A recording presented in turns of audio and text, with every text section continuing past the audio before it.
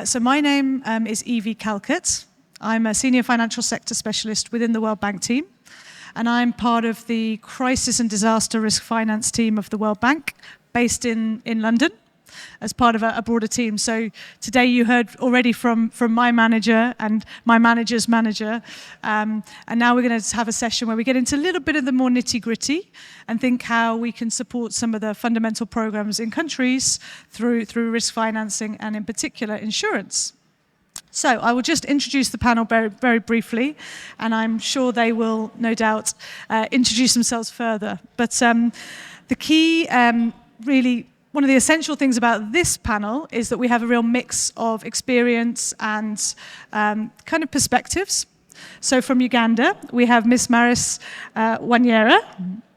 Maris is the Acting Director of the Debt and Cash Policy Division within the Ministry of Finance of Uganda. And if I've got it correctly, Maris, your role is really to oversee all of the external financing that is coming through the ministry, whether it's for disaster response or for other means. So we're going to get the perspective of Uganda, who has been working on social protection and in particular shock responsive social protection for a number of years.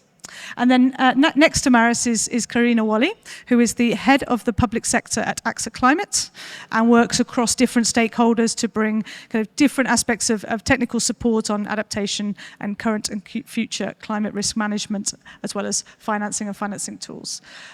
So Karina will be giving the perspective kind of the private sector and digging into some of the applications they've been using to support some of these programs. And then finally, we have Mathieu Debris, who is the lead program advisor for the climate and disaster risk financing and insurance team at the World Food Programme based in Rome. Mathieu leads a team of 13 people in Rome and has much experience across the micro, meso, macro kind of landscape, and can talk about the humanitarian perspective of using social protection systems and linking them to insurance. So we have a great panel.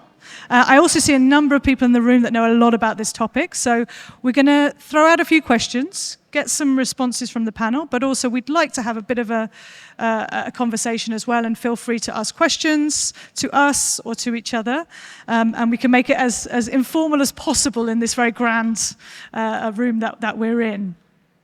So just briefly, before I get into the key questions for the panel, just to give a bit of a perspective on social protection and linking it to risk finance from the World Bank side, I work on a number of programs that tries to embed risk financing within our social protection and jobs operations.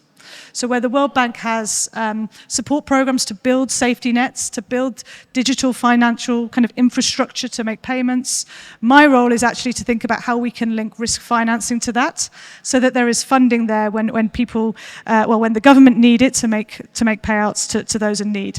So it's really that link between financial preparedness and operational preparedness. And one of the things that we did in the last couple of years, the team in London from the bank, but also linking with our regional social protection colleagues, is we developed this stress testing tool that was designed to assess how ready different country programs were to respond to shocks. And within that, there are 4 broad pillars. So there's institutional arrangements, there's programs, there's the data and analytics, and then from my perspective, there's the financing. So there's that key pillar, like, do we have the funding to be able to respond when we need to? And when we've kind of rolled this stress testing tool out to countries, so it's been applied by our country teams working with their government counterparts, one of the things we found is that there's a real missing finance piece, as you would expect, but this shows it. There's very few countries that have a financing plan, and even if they have a financing plan, there's very few that have instruments in place to be able to respond. So what Pablo was talking about in the opening sessions this morning, there are new tools at the World Bank through this crisis risk toolkit to start to try and embed some of that. So that's what we want to do. We want to see how we can better use the insurance markets to do that. And maybe I can give a few more examples later, but let's hear from the panel. So first I'm going to turn to Maris to talk a little bit about the Uganda experience. I'll give you two questions, but I'll flag them both now so you can look to them. So the first one is just to give a short context to the program in Uganda, the use of social protection and how that's evolved over the recent time. And then in the second question, maybe we could get into some of the financing, so how you've actually financed that. But I think start by giving the room a bit of context first.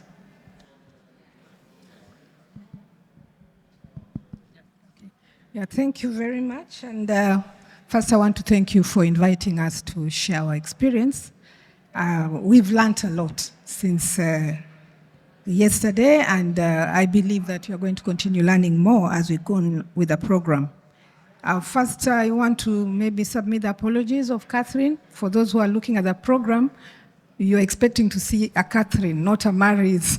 So I'm standing here on her behalf and behalf of the Ministry of Finance and the Office of the Prime Minister. First, Uganda first piloted the disaster risk financing for social protection in 2026 under its flagship social protection program. And this was for the Northern Uganda Social Action Fund 3. Now, we looked at Northern Uganda because this was an area that had been affected by insurgencies, and most of the people there had been, they moved away from their homes, and they were not able to benefit from the service delivery that government was offered. And also the same region is lagging behind in as far as the poverty levels are concerned. So government came up with a social program that was targeting the Northern Uganda part of the country, and hence the Northern Uganda Social Action Fund 3, which is a labor-intensive public works program. Government designed a trigger mechanism based on a vegetation index with a 3-month lead time to scale up the labor-intensive public works program in Karamoja, that's part of the Northern Uganda, in anticipation of the drought.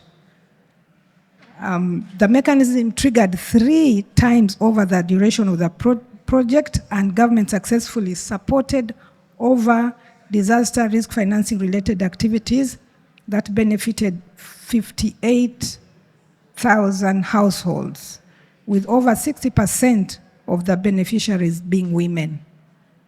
Due to the positive results, government is expanding this mechanism to cover double the number of districts for drought and to cover floods, initially in a few districts. Now this is, the northern region has about roughly eight districts or so. So the positive results include government realized saving of 51% in its overall emergency response of 91 billion Uganda shillings. That was in 2016-2017. The household adaptives capacity increased, evidenced by a decrease in negative coping as seeking food for relatives dropped from 56% to 29%. This is where the people in the northern region were mainly relying on support from their relatives. So they were able to sustain themselves after rolling out this program, and hence the reduction. Then you also saw food consumption stabilizing as household eating 1 meal per day fell from 44% to 29%. And community assets constructed through the program enhanced access to basic services. So we saw an improvement in health services, education, and markets. Some of these positive results may have been due to other components of the NUSAF 3 project rather than the disaster risk financing subcomponent. Hence, in NUSAF, NUSAF 4, government plans to invest in an impact evaluation study. We are hoping to come up with a successor program.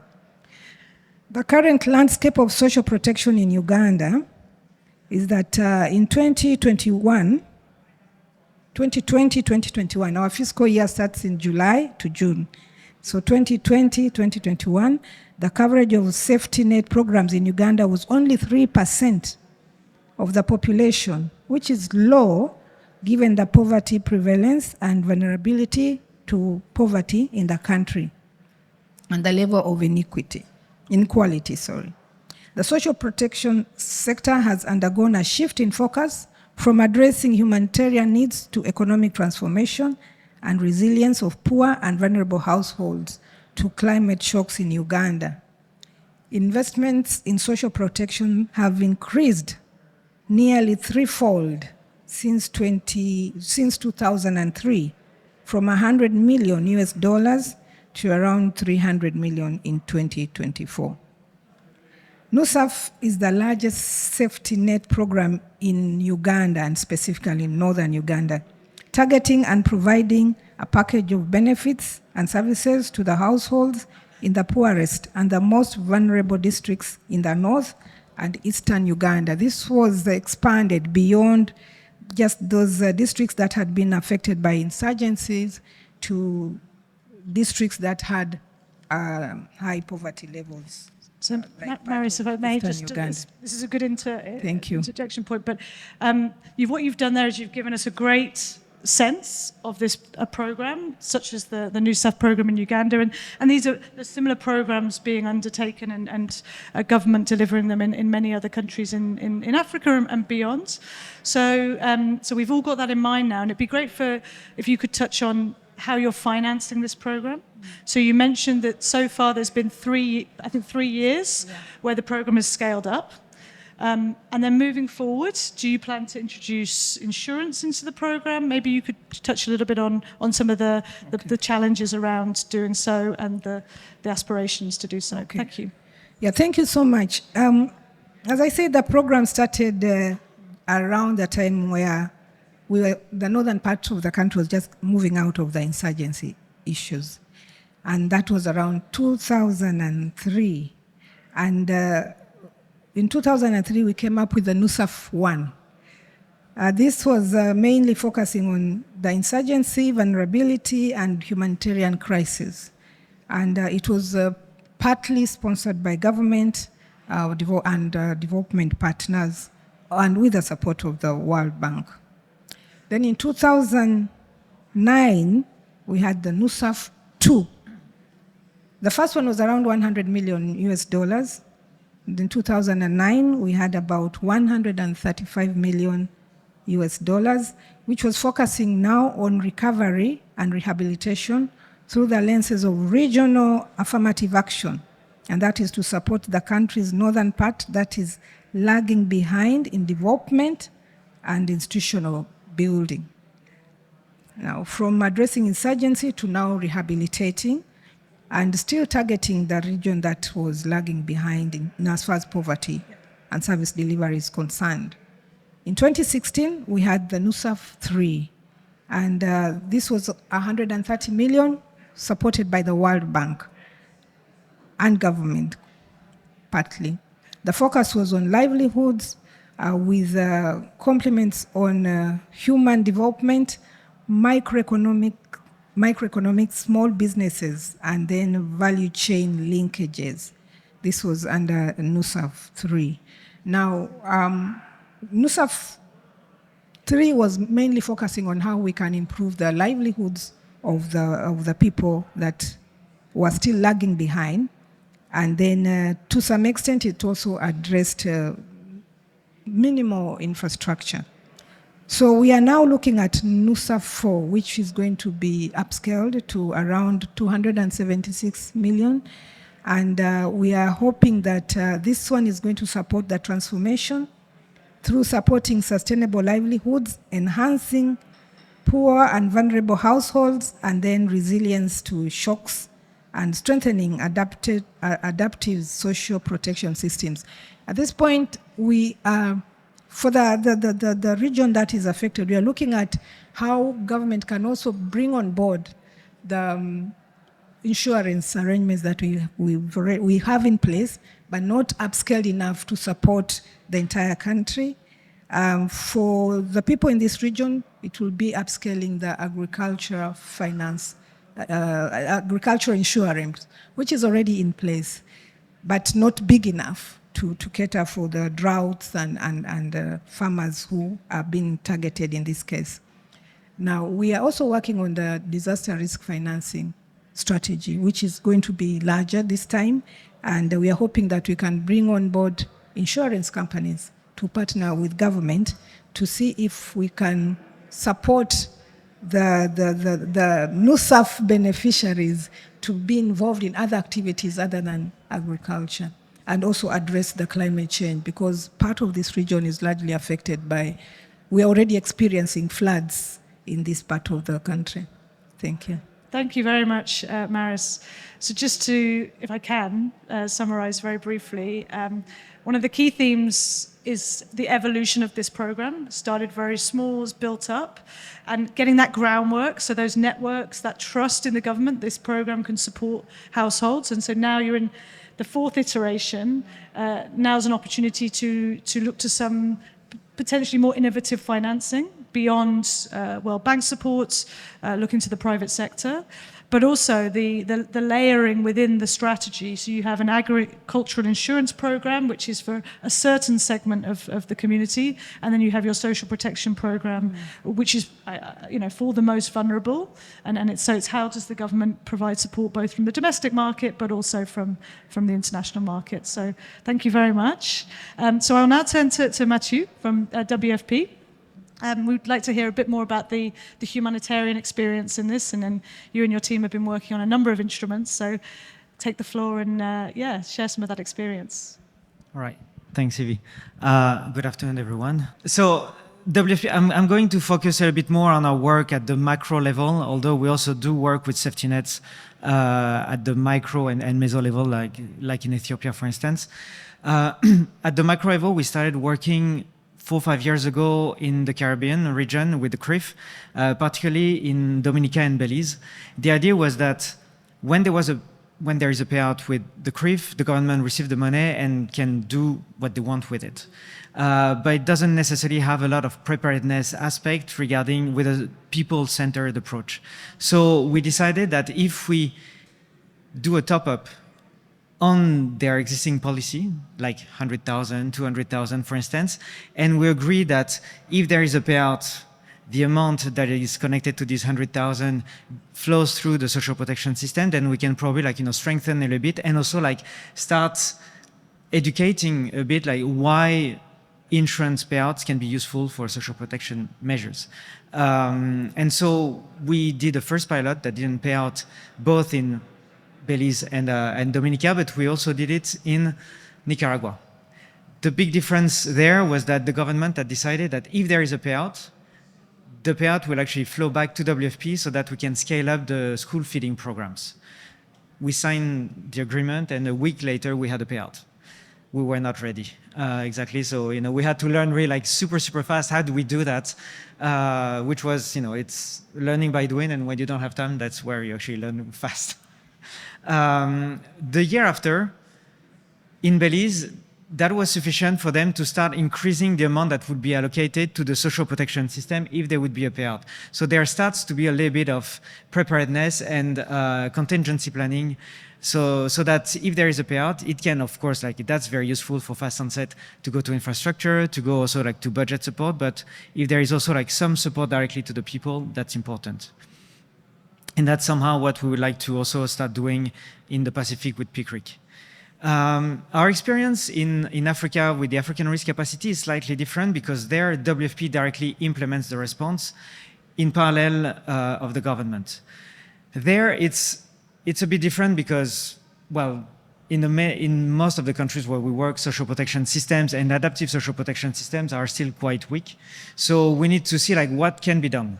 So we're seeing typically in Mali, we're trying to understand typically what are the instruments or the aspects of the social protection system that we can leverage. Can we leverage the targeting system? So yes, we can do it partly, but the people who are registered into the unique social registry are actually not all up to date. So we need to do a second level, and then after we need to go at the household level. This takes time. It saves a little bit of time, it saves a little bit of cost, but it's still not good enough, I think. Then after, what do we do in terms of aligning with the transfer values? On that, we're trying to work with the government so that if we do cash transfers, then the transfer values will be the same as the ones of the government. Third, what do we do in terms of communicating? Even if WFP directly does the transfers through partners to the beneficiaries, can we still make an overall communication that this happens under the umbrella of the social protection system? And finally, can we also measure, do some evidence generation on that front? That's one of the big issues that we're having because of security situation. Right now, we haven't been able to conduct any impact evaluation. We started twice, and twice we failed because we couldn't actually go to the field. And we could not, the whole response was delayed too much because of security measures. We were particularly targeting the most vulnerable areas, which were IPC 4 and 5, which are really almost the famine conditions. So really the most difficult ones in the north. And so that's something that we're trying to build as much as possible. I'm going to take an example that is not related to insurance, but with anticipator action. So the difference that we make, for those who are not aware, is that anticipator action is based on forecast, and the intervention needs to be completed before the shock occurs. And then after, based on observation, we have early action that is paid through insurance, but not only. And after, we have the traditional response. And I'm coming back to that after. With anticipator action, for instance, in Somalia, where WFP has been operating and providing support to the government to manage part of their social protection system, when we had a drought after the La Nina event 2 years ago, we channeled some of the cash transfers through the social protection system much more quickly than if we had to do the whole targeting process, contracting of service providers to channel the cash and so on. So that's probably something where we could go further and probably also loop in the insurance policy and start testing if we have 3 different windows. So my big lesson here and where we're trying to move forward is we have normally the lean season response when we're talking about drought, which starts 9 months later because you need to do the whole targeting, you need to measure the vulnerability level in different levels. Sometimes it can be quite political. And you can have a really big surge. If that's the case in Somalia, for instance, WFP was making 60 million of cash transfers every month to 4.4 million people. That's quite massive. That was through the social protection system. In comparison, when we had our biggest payout with ARC, we got 7 million or 8 million. So, we're still very far. And that corresponded roughly to 3% of the needs. So how do we actually crowd in insurance so that we can really contribute much more meaningfully to that? So I'm circling back to this idea of the humanitarian timeline, but we did an evaluation with after this payout in Mali in 2021. We managed to see that first, there is an incentive to be better prepared, to have a plan of what we're going to do if there is a payout, and that's one of the great benefits of ARC. 2, there is an incentive to respond earlier because that's cheaper, and with that, we can actually access to cheaper food items by 10 to 20%. That's not a lot, but at the end of the day, when we're talking about 100 or 200 million, that starts to be quite significant. And 3, that can really be much better integrated into a broader response mechanism. When we're taking the anticipator action, which we didn't do in Mali specifically, but we start having a lot of evidence in different countries, we have a reduction of the cost by 35 to 50% of the overall cost of the response.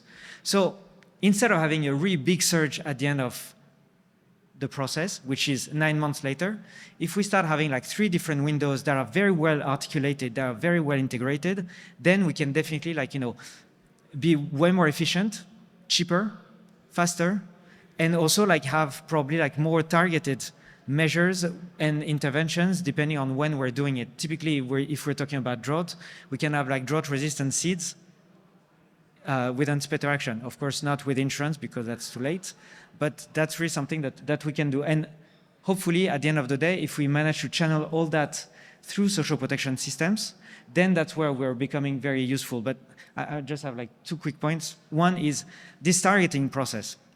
The targeting for anticipatory action is not the same as the one for early action, because anticipatory action very often targets like the people who are more IPC 2 or 3, so those who are not yet completely vulnerable. But at the same time, we're reducing humanitarian needs. Well, we're avoiding humanitarian needs, whereas with insurance, it's already happening.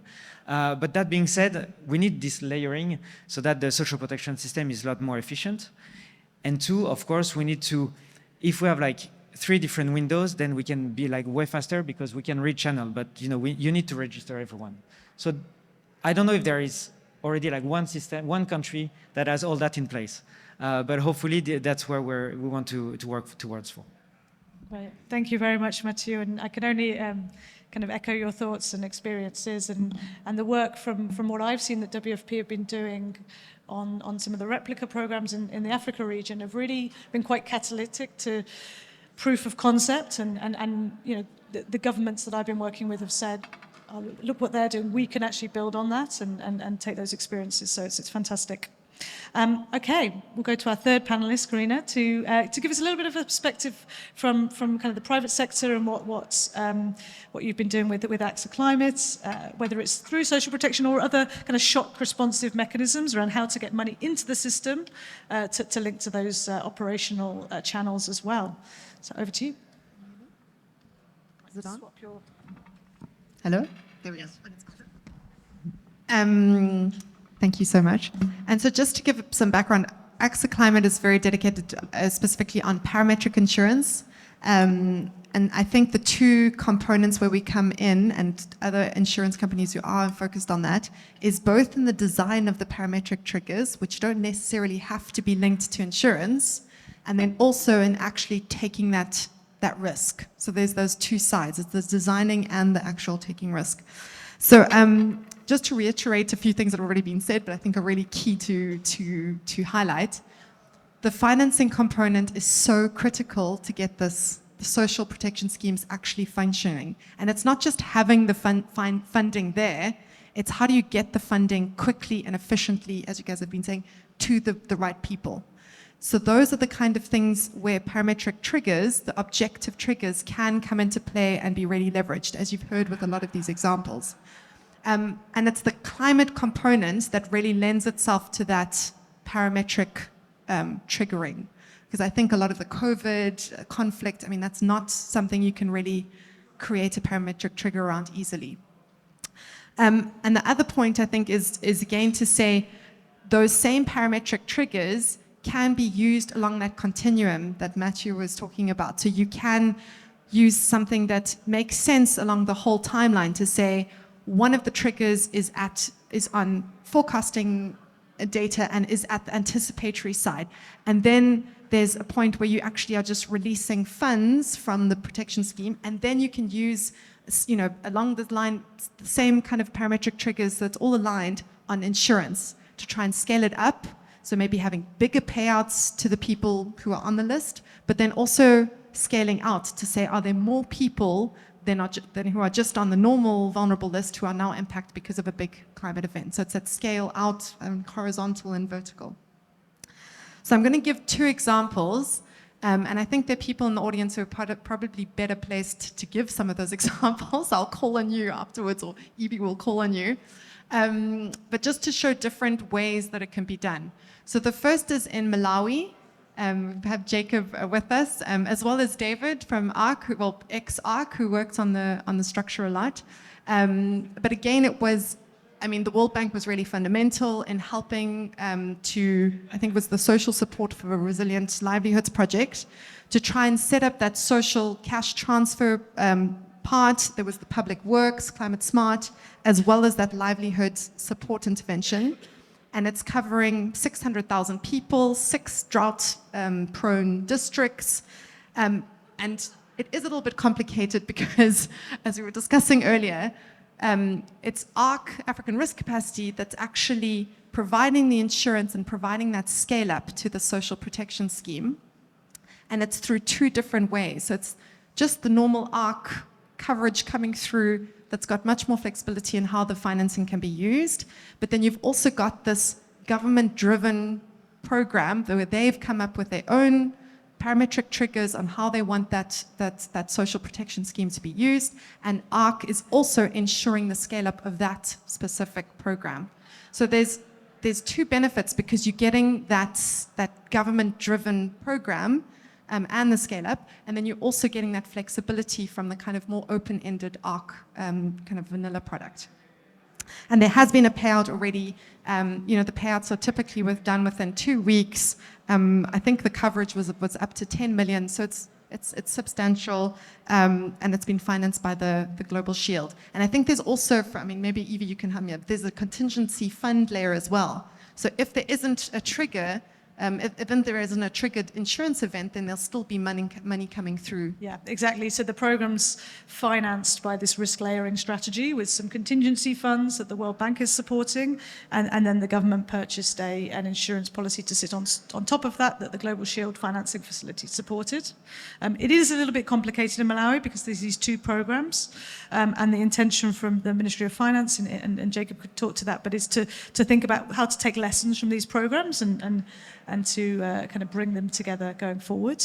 But I don't want to take your moment, but the kind of one of the real strengths of this approach is that what Malawi has done is now they've got the digital payment systems, they've got the targeting registries. And this year with the El Nino, whilst they were targeting 6 districts, they're actually looking to go beyond, and they're not waiting for the lean season, as Mathieu was saying. They're making the payments in the coming weeks when the price of a bag of maize is 40-50% cheaper than it would be at the start of the lean season in November, December. So, kind of a great outcome there that can be built on further. Back to you, Karina. And the other example. I can actually talk about my own experience. We are linked to the Malawi experience because AXA Climate is one of the insurers covering ARC, so there is a link. But on a more direct link is a project that hasn't actually launched yet. We're just busy starting it now. It's with the Dominican Republic social protection scheme called Superate, which was again, I think, set up with a lot of support from the World Bank in 2019. And it was really crucial during COVID because it actually created the whole financial piping for money to flow very quickly to families impacted by COVID. So it covers climate, COVID, all the different risks. They've got a really great database where they've got all the different, beneficiary data, and they've got all the different, poverty levels, vulnerability levels, and I think that's really key to make this functional, which has to be maintained, etc., which has its own costs. And I think, just as an example, in 2021 they also had Hurricane Fiona hit, 34,000 families received payouts from the social protection scheme. So it's already shown to really function very well.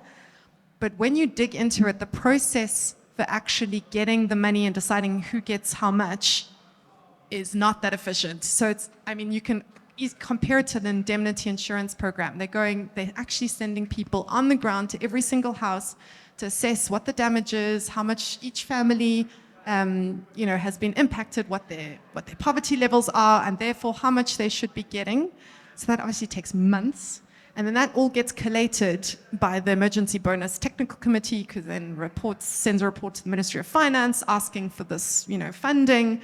So all of this takes a long time.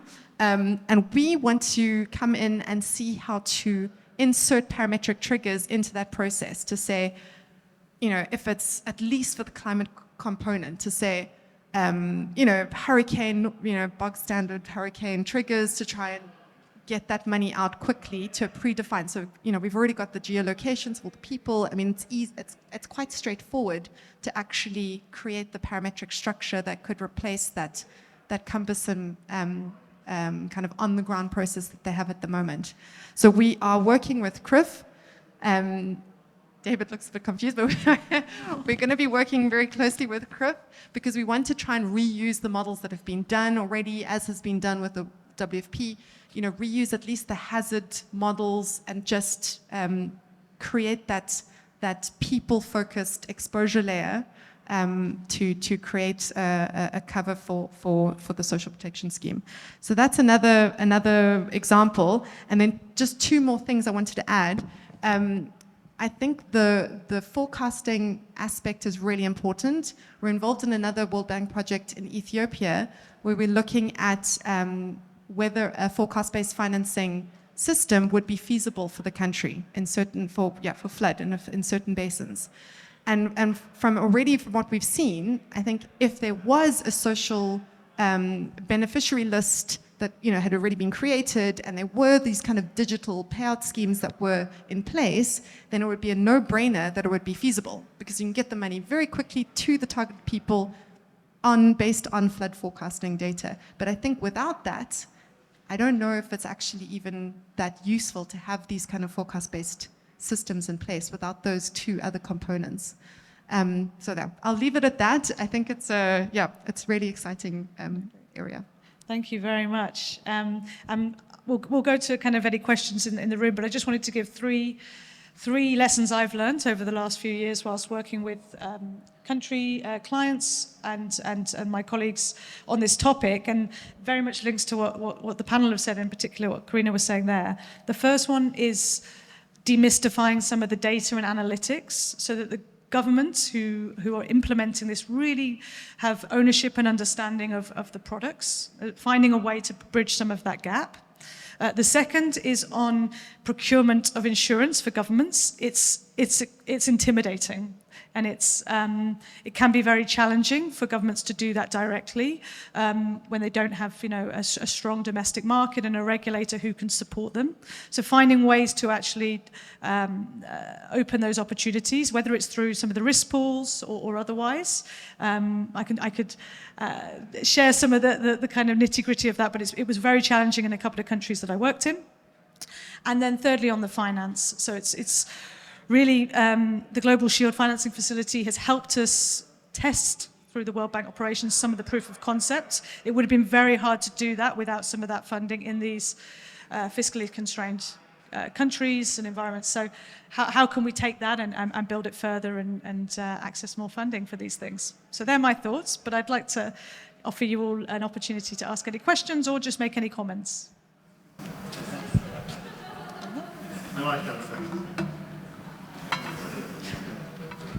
Thanks a lot. For me, just to myself,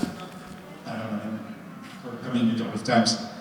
So first of all, I'm very happy about the experience. Sorry, David, could you just quickly introduce yourself for everyone? I'm David Maslow, former Head of Business Development for the African Risk Diversity, and currently Chief Risk Management Officer for the Caribbean Catastrophe Insurance Facility Grief. And I was really in the forefront, I think, of the insurance procurement for the Malawi social protection program, where we really helped the government to scale up tremendously the coverage for the social protection through insurance. There are a few things I think that I would like very quickly to mention. The first one is non-procurement. That's the last point you made. I absolutely agree with you, and I encourage the government that is currently considering scaling up the social protection programs to insurance to contact the regional risk group. These are the organizations that have been built to support these processes. You have granted them privileges and immunities in your countries that give them access to the regulatory and supervisory institutions to really help you place this type of risk at the lowest cost and in the most complex fashion. So that's the first one that I wanted to mention. The second one, maybe it's more conceptual in terms of really seeing the importance of social protection in the work that we do. We've been working with governments for many years in trying to develop contingency plans to really implement the response and optimize the efficiency of our response. That has been really our keyword: speed, efficiency over the traditional humanitarian system. And as Garance said, social protection programs are no-brainer. If we know where the people are, if we have the contact details, if we have the banking details, if we can automatically, quickly deposit money to their accounts, it's really critical. So I think the next step that is going to be very interesting to start doing in Malawi, very interesting study because we have social protection, we have the macro insurance policies, we have micro agricultural insurance as well in place. Is to start mapping out the vulnerability and understanding what coverage is addressed. What population, what vulnerability groups is addressed by the various products. Social protection is maybe not addressing the most vulnerable people, but vulnerable, yes, but are they addressing the most vulnerable? So then, if we are developing a solid, robust social protection program, can we see that impact on your sovereign insurance policy? Can it reduce your exposure to sovereign? Can you target your sovereign populations better and therefore add more value to your other products? And I think that's the interactions between various areas of risk, that risk financing solution that we have to see more and more. But this is all very positive, and I'm sure that ARC will continue to support social protection as much as CRIF will look to do that in the region. Thanks, David.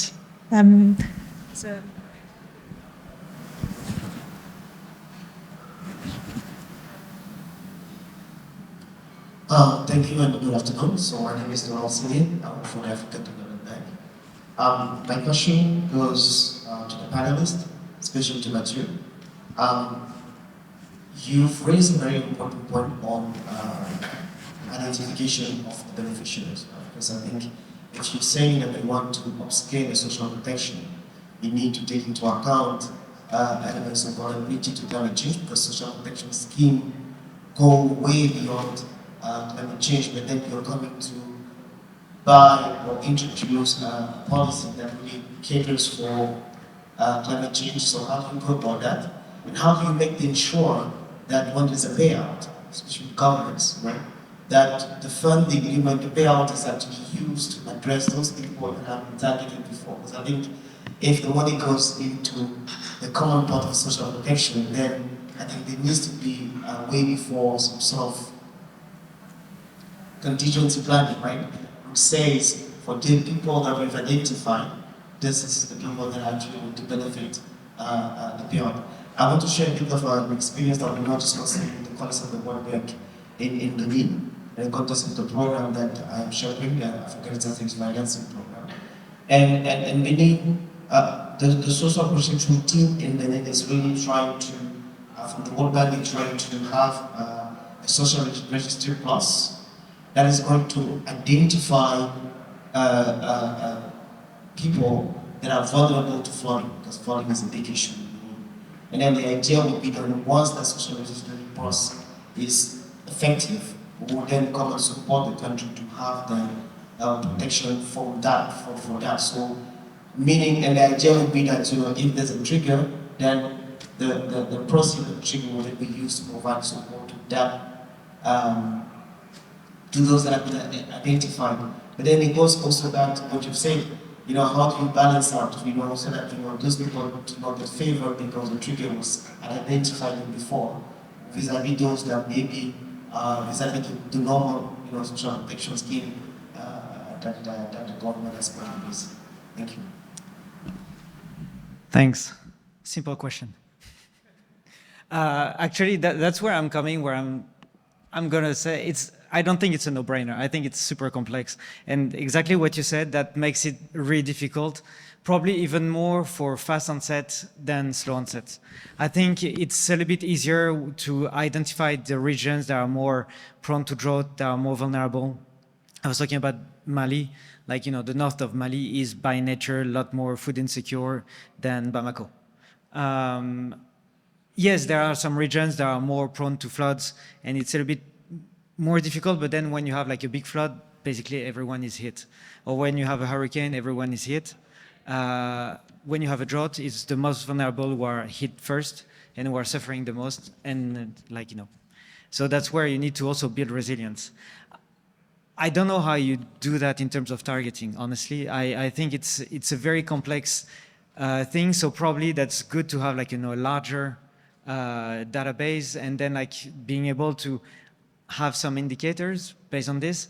How often you do it? You're probably, like, you know, more, you know, better placed than me to answer this question. But, you know, just the database is not sufficient. It's how you maintain it and how you keep it updated and make sure that you can put into consideration like climate and others. Of course, if you're talking about the Sahel, I'm talking about the Sahel, I'm sorry, you have conflict and you have like the economic situation, which makes it like really complex, and just drought is not the only factor.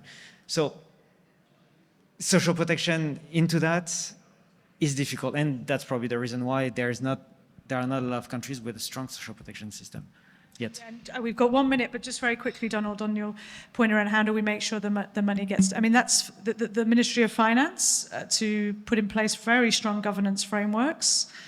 We've actually been having conversations with countries on this exact point, you know, how can they strengthen their procedures and processes and have the funding flows. And one of the selections in Malawi, and I apologize, Jacob, I'm talking to your country a lot, but it's a really great example where the government decided to create an account within their specific, the ministry that distributes the cash, so that when the ARC payout is received, it goes into that account and it can only be used for very specific things under that account. So there are some ways to do it, but it is a lot of preparation and groundwork to be put in. I think we're going to close there, but Maris, I just wanted to see if there was anything you wanted to add, or if any closing comments from the country perspective. Thank you so much, and I think the discussion about Malawi really makes me feel like I should say something about NUSAF. What NUSAF has done, it takes comprehensive approach to households resilient by addressing financial, social, and fiscal resilience. On the financial resilience, through government to people temporary wages, giving out through government to people temporary wages and enabling access to their digital financial services from the private sector. Government is able to pay directly to the beneficiaries, from the government consolidated fund to the mobile phones.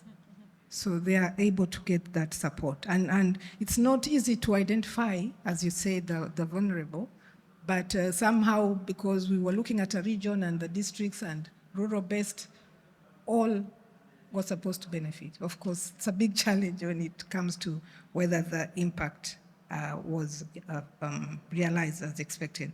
Also, social resilience by strengthening human capacity and capacity of community and local level disaster response actors to use that climate risk information and early warning systems. And these systems have been very effective. We are able to dictate a disaster, I think a week or so before it happens.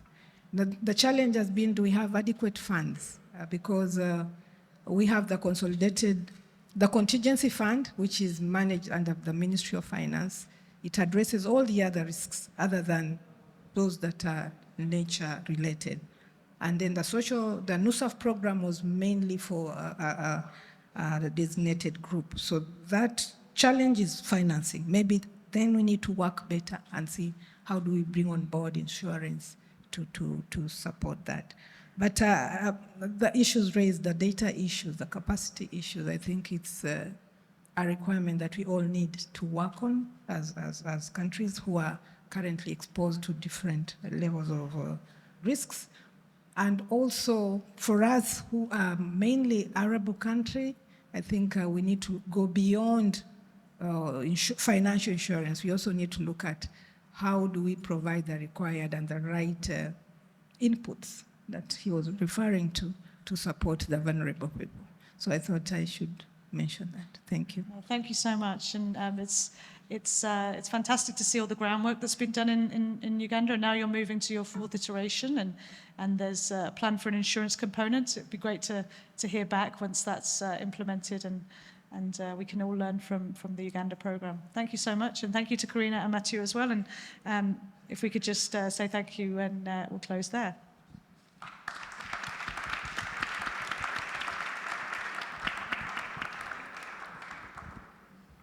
So for this afternoon session, we're going to be switching gears a little bit. We've tried to structure a program where in the mornings, we had more of a focus on, ensuring public assets, some of the more sovereign-focused sort of initiatives. But this afternoon, we really want to hone down into the issue of focusing on people, focusing on communities, also looking at this convergence between health, life, climate, etc. We have to lead this session, someone whose work I greatly admire, and obviously the Geneva Association, Adrita, Bhattacharya-Craven, who is the Program Director, Health and Demography at the Geneva Association. And I will say there was a recent report that they had written with the title, Climate Change, What Does the Future Hold for Health and Life Insurance? So exactly the same title for this session. So there is no one better to actually lead this discussion. And so with that, I'd like to invite Adrita to lead us through this conversation over the next few minutes. Welcome, Adrita. So, good afternoon, everyone. And Ekeswe, thank you for that very kind introduction, and you kind of done my job. So, for those who are not very familiar with the Geneva Association is, funnily enough, based in Zurich, and we are a think tank. We are a 51-year-old think tank, really focused on insurance. And we have multiple research tracks. I lead the one on health and demography. And as Ekeswe said, my claim to fame today is really this report that was published earlier this year, and which was looking at what happens with climate risks and the liabilities side of health and life insurance. We have the next 35 minutes, I think so, but somebody will have to help me time keep a little bit because we have moved around a little. But let's get started, and let's start close to home. We know 2023 was the warmest year on record. We are waiting for the mortality figures to come through. But if 2022 figures are anything to go by, in Europe alone, the heat wave killed 62,000 people. And what more, if you start looking at it at a disaggregated level, the elderly population, particularly those over the age of 80, the death rates among this age group was 4 times higher than the death rate in the age bracket of about 65 to 79, and 7 times higher than people aged below that. And so this is Europe, and the European continent is about 9% of the global population. There is evidence to say 40% of the global population currently live in climate vulnerable situations. And a lot of them living in developing countries. So there's plenty to worry about here if these trends are to mirror in other areas, and there's good evidence to suggest that they are already. You are probably very familiar with what is happening with climate change and insurance more generally, but just to kind of give you a sense of where we are coming from in this panel is, we know from thunderstorms alone, the losses to insurance for general insurance amounted to $60 billion USD last year. That's more than double the average of the previous decade. But if you think about what we know about health and life insurance, we actually know very, very little. And frankly, we guess. We don't really measure the impact of what's happening with health. But one would imagine that given the evidence we are starting to see, there is a mortality risk, particularly when old age is concerned. There is also a longevity risk because it's about how people get old and what quality of life they have. It's about morbidity risk with the rise of chronic illnesses, and therefore cost of care. And similarly, one has to also think about the assets that we have, the health and care assets. How do we organize them to cope with this very volatile climate? And how do we also start thinking about sharing such risks with society going forward? So this is to just sort of frame this as to why we are here talking about this. The next thing I want to sort of briefly mention is health and climate. What do we know? So extreme events, extreme climate events get a lot of airtime, and it's understandable because the causality is easier to establish. But something like extreme heat is associated with casualties and injuries. But extreme heat also leads to drought, and drought has been associated with chronic kidney diseases. Extreme heat also leads to sustained higher temperatures, prolonged exposure to higher temperatures leads to cardiovascular diseases, allergies, antimicrobial resistance, higher risks of vector-borne diseases. And a lot of it has got very, very chronic outcomes.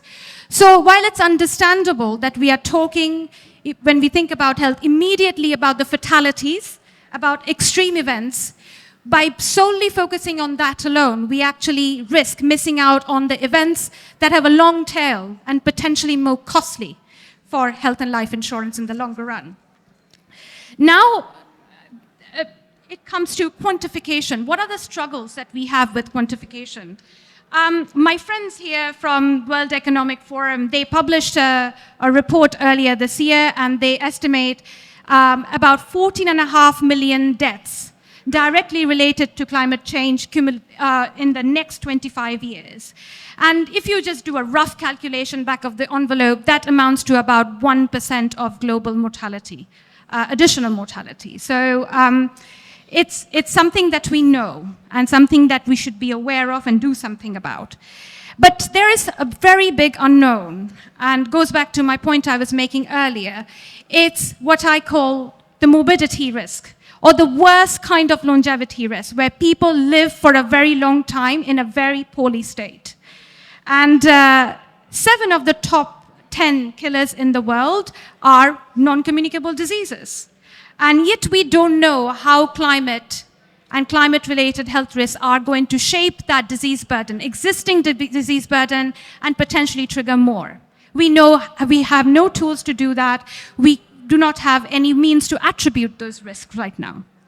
So moving on to insurance specifically, if we look at the current data for health and life insurance, it probably will be fair to suggest that so far, climate change-related risks has not affected the liability side of health and life insurance. But that could be for 2 reasons. One is, you could argue that the insured population is quite different in their characteristics from the general population. They are younger, they are more affluent, they may have more white-collar work. And this is where I really want to emphasize the fact that this is indicative of the fact that social vulnerabilities matter more when it comes to adverse health effects in a climate context than geographic location. And the other reason we might not see the effect is because perhaps the effects have sneaked in already, and we don't have any tools to disaggregate that data, with the exceptions of extreme events like somebody drowning in extreme flooding. It's easier to attribute. But when you think about things like stroke, a clinician is only going to use the International Classification of Disease Coding and say stroke. They are unlikely to say stroke potentially as a result of prolonged exposure to heat. So a lot remains unknown, but I want to finish this starting segment by saying that we currently don't think our liability side has been affected, but we actually do not have the tools to say that with a lot of certainty. And this is why today we are going to have this discussion. And with that, let me go to my expert panel. I'm going to start from that side. So I have Carlos Rami. Carlos is, I have to get the titles right, even though I know Carlos pretty well. Carlos Rami, the Group Director of EU and International Affairs from Mapfre. I have with me Garance Wattez-Richard, CEO, Head of AXA Emerging Customers. I have Jorge Gastelumendi, Interim Director of Adrienne Arsht, Rockefeller Foundation Resilience Center from the Atlantic Council. And finally, we have Min Hung Cheng, Deputy Chief Executive Officer of Global Asia Insurance Partnership.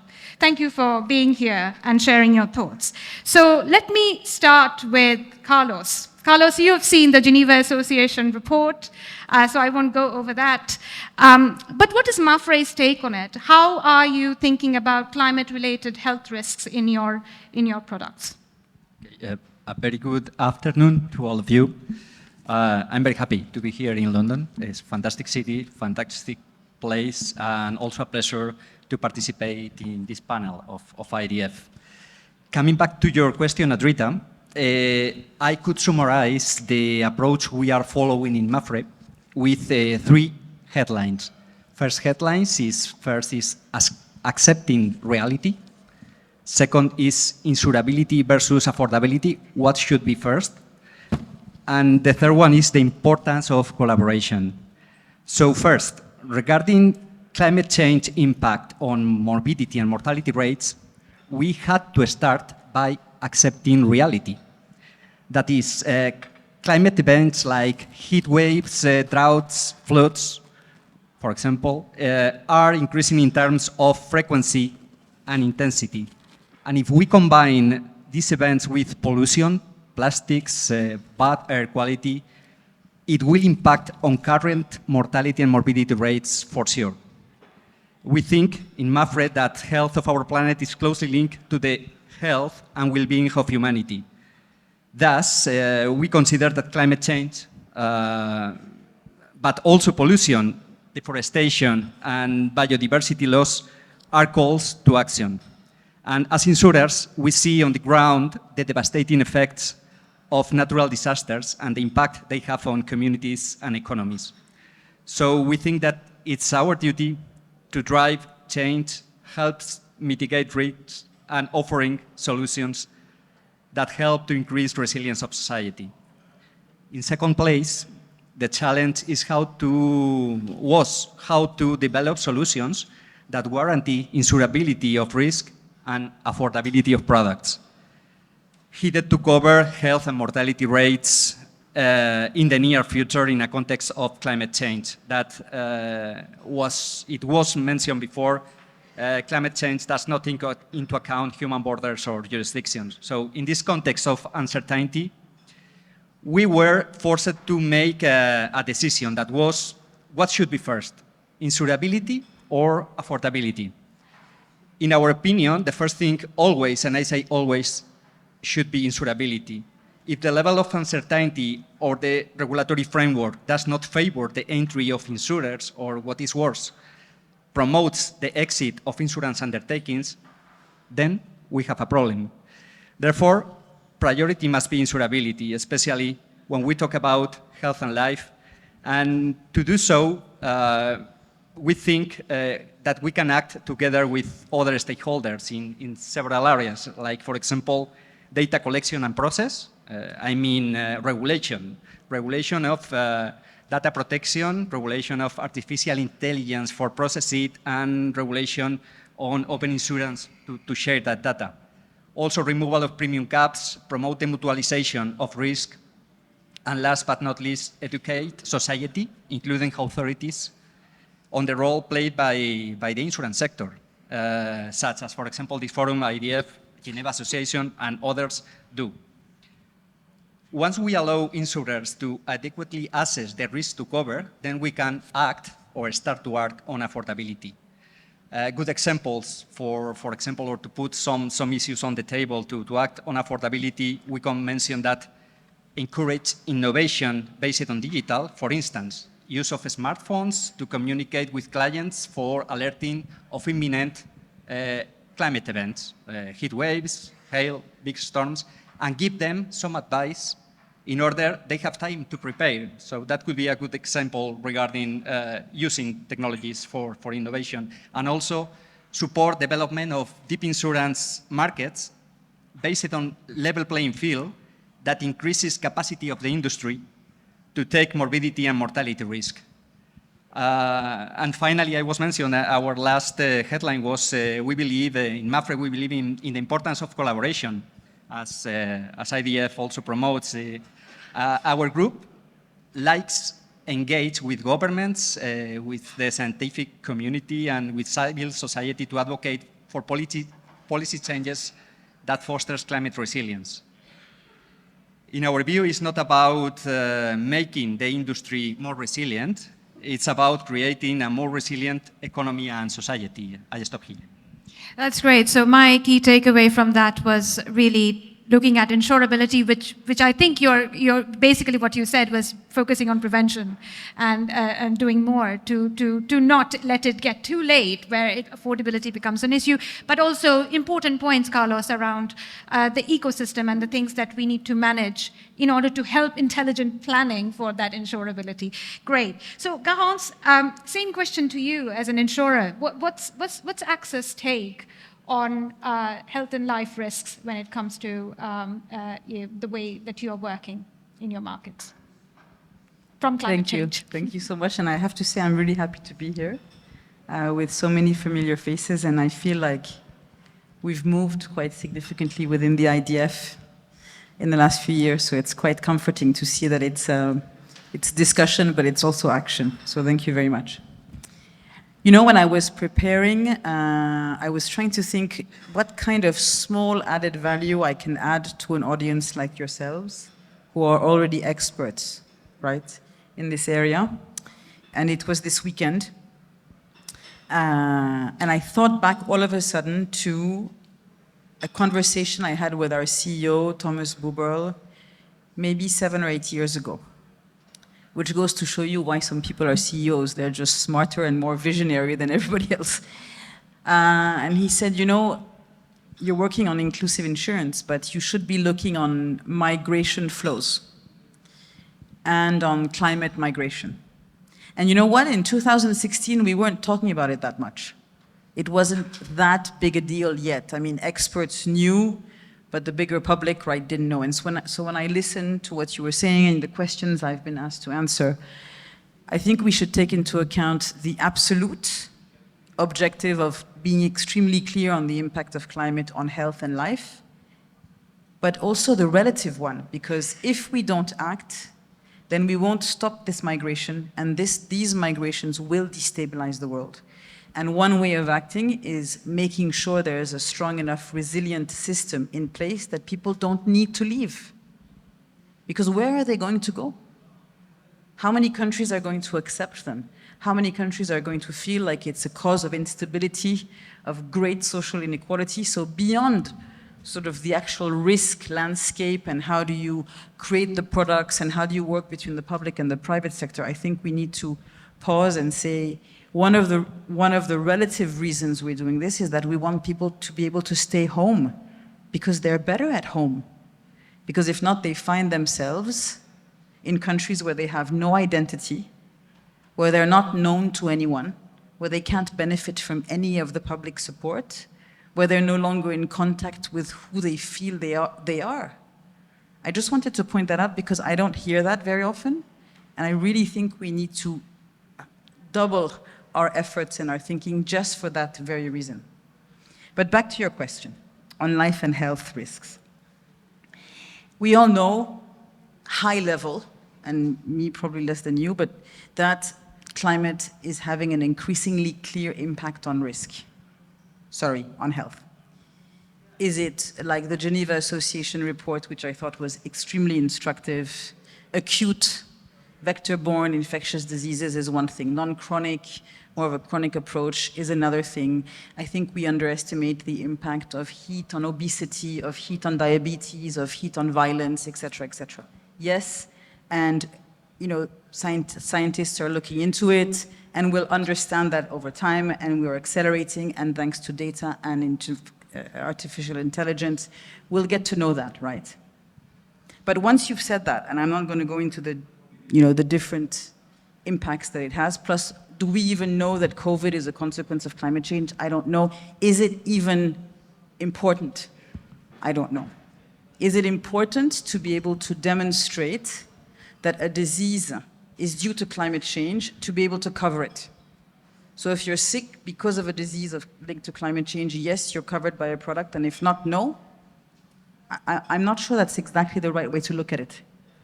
But what I am sure of is that one way to make populations that are more vulnerable to climate change is to create resilience. We've said that 150 times. And one way to create resilience is through primary healthcare infrastructure. It's been proven, I was looking if I had the data to this, but it's been proven that in those countries where there is a stronger primary healthcare network, there is better actually health insurance distributed, and people are more resilient, mortality and morbidity rates are lower. So that's just one. It seems like a simple piece of data, but if we can invest, so our second leg as insurers, as investors in primary care networks with local governments, because primary healthcare networks are what lead to universal healthcare, right? And we know that this only being provided by the public sector has its limits, its quality of services. There's not enough doctors, there's not enough skill sets, there's not enough material. So we know we need to play a role. But I think sometimes the second thing we forget, although your question was not what do insurers forget, but I seem to be answering that, is that we do have an investment leg. And I think what the IDF, for example, managed to do with the infrastructure fund should be one of many. That's really a key point. But if I go back to the point about the primary healthcare and about what insurers and in general health and life underwriters should be looking at, is that once we've talked about universal healthcare, once we've talked about life and protection, we have to ask ourselves, how do we effectively define the path, the cost to effect path? We don't know how to do that. It sounds simple. I don't think there are many health and life insurers that know how to do that, right? Because, for example, individuals can experience multiple climate change related events, associated costs simultaneously. How do you differentiate that? And then it's about accessing and integrating data at the insured level. Are we understanding what climate events have the highest costs, given the demographics, given the geographical spread of each of our portfolios? I know that we don't. I know we're working on it, but I think none of us do. And finally, we have to, given the changes to weather patterns and climate events, our traditional method on relying on historical claim data is not, let's say, doesn't sufficiently represent projected impacts, right, on claims. So how are we taking that into account? And so just to finish, I think it's clear that without good data, but you've heard this 100 times, but I really like to labor this, without good data, we cannot do much, but we need to take a multifaceted approach. We have to use every single tool that's within our grasp as insurers, and sometimes we don't. Again, something we don't do. I don't know why I'm answering that question, but that's my third point. We have to, how many times in your lives have you seen in the same room a climate expert and a healthcare expert? Honestly, I have never. I have recently, right? But it's quite recent to see those two areas of expertise in the same room. And I really think we need to collaborate with healthcare practitioners. It is unbelievable the wealth of data healthcare practitioners, in particular in the emerging world, have on climate. I have gone to now 4 or 5 meetings only with healthcare practitioners to only talk about climate. It's amazing, really. Second, we have to, as I was saying, work through investments, replicate what we're doing, when I say we, I mean the IDF, in all humility, on infrastructure to take into account the health issue due to climate. Obviously, product innovate to link climate and health, and this includes parametric, because parametric is not only about weather-triggered events, right? But for that we need data. And bundling. In so many countries, bundling is not authorized. It's such a pity to not be able to bundle parametric and health and life everywhere. It's very difficult sometimes. Why? Because we know that parametric, when we bundle it, it's agricultural, and agriculture insurance needs to be subsidized. And if you add, we know it's technical, but I really think we need to spend that time bundling to have a bottom-up approach and not only invest in cat-nat pools through reinsurance that are only triggered when an event is considered to be a national catastrophe. What about all the other events? And finally, it's really engaging with the policymakers. I know we say this a lot, but I've seen 2 regulators in the last 2 months, and they are extremely concrete. They have so much common sense, and they're asking for a dialogue. And I think all of us in this room, we would be more than happy to sit down and brainstorm. I don't know how much we've done it so far. I know the SHS working group in the IDF has. And I think that working group is working towards replicating what they've done with regards to climate to health, either separately or together. But I really think we need to leverage those assets and that experience, because maybe you don't know, but when I speak about the IDF and what the IDF is doing in other forums, in a lot of national countries, with governments, with regulators, with policymakers, with nonprofit, with other corporates, they fall from their chair.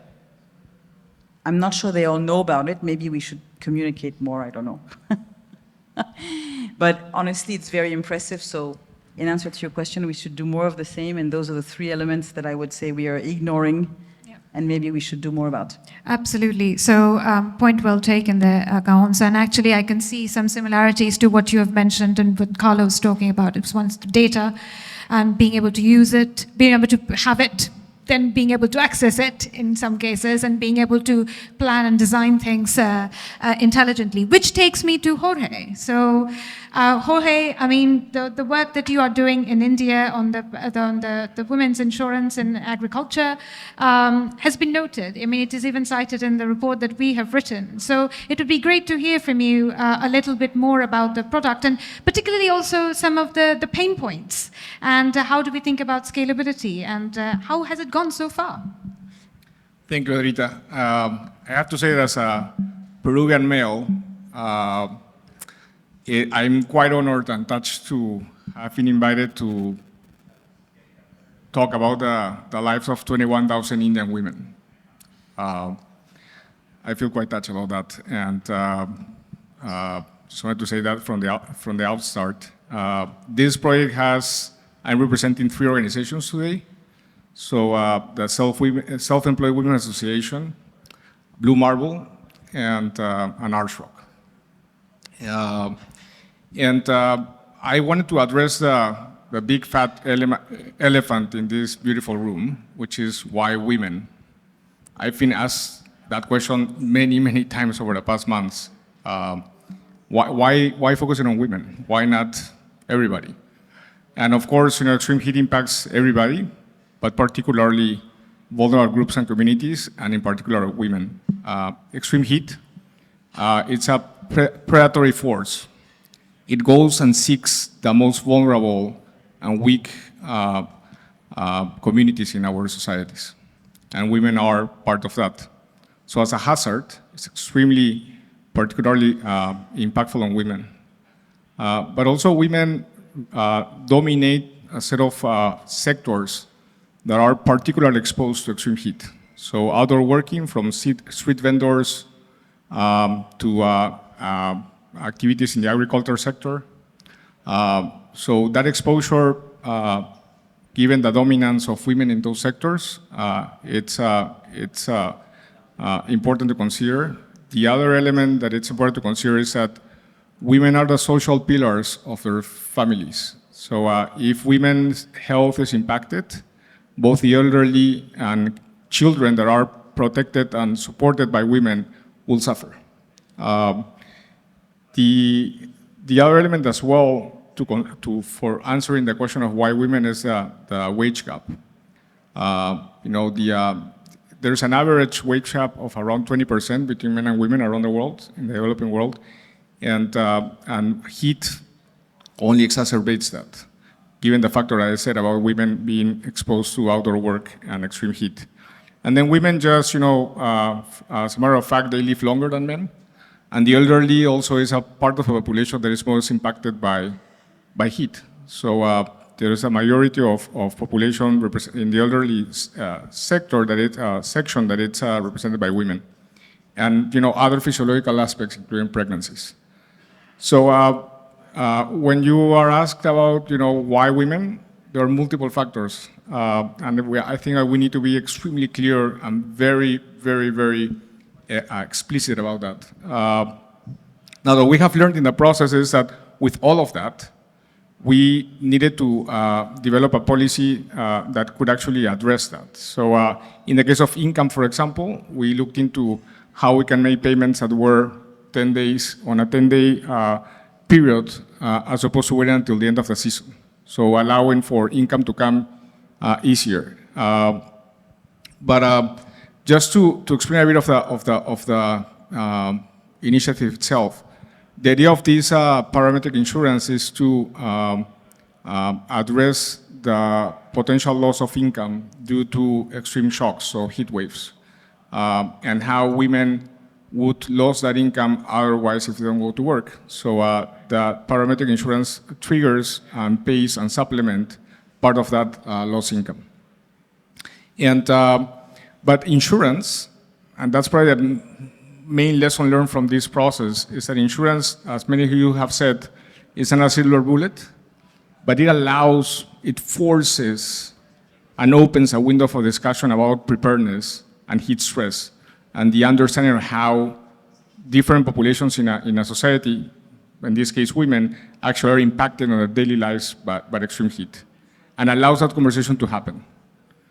So you can see insurance as a last resort, as the end of the pipe, and will serve a purpose, but all the process that allows you to start engaging and understanding how women live, how they manage their income, how they are managing their families, what kind of work that they're doing, what kind of protection that they could actually serve from tarps and coolers, solar lamps.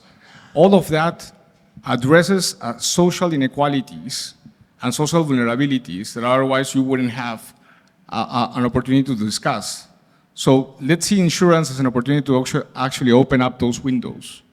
But in order to insurance be powerful enough and impactful enough to address the challenge, we need to look at it holistically. And just going to the challenges, first is that when you go out in the market and try to put out this idea to funders and actors that are working, the majority of the funding that is coming towards this kind of parametric, socially driven initiatives are for premium subsidies. So you're losing the point. You're missing the point completely.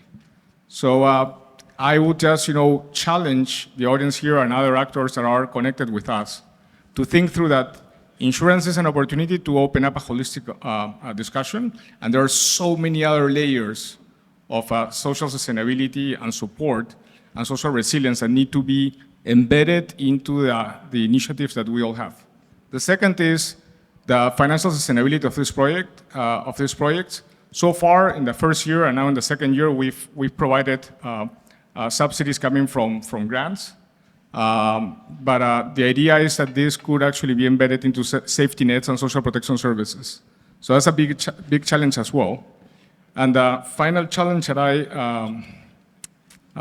have is the institutional capacity. The social infrastructure needs to be in place and it's really hard to build. So if you're thinking of 21,000 women, when we work with a Self-Employed Women Association, they have it's a 2.9 million member trade union. And they have a bank, they have tested life and health insurance over several years, decades. So they have the whole social infrastructure to actually identify and aggregate women across the board. But when you go to other countries, you won't find that. So how do you actually build that aggregation capacity and delivery capacity is a huge challenge that we need to be aware of.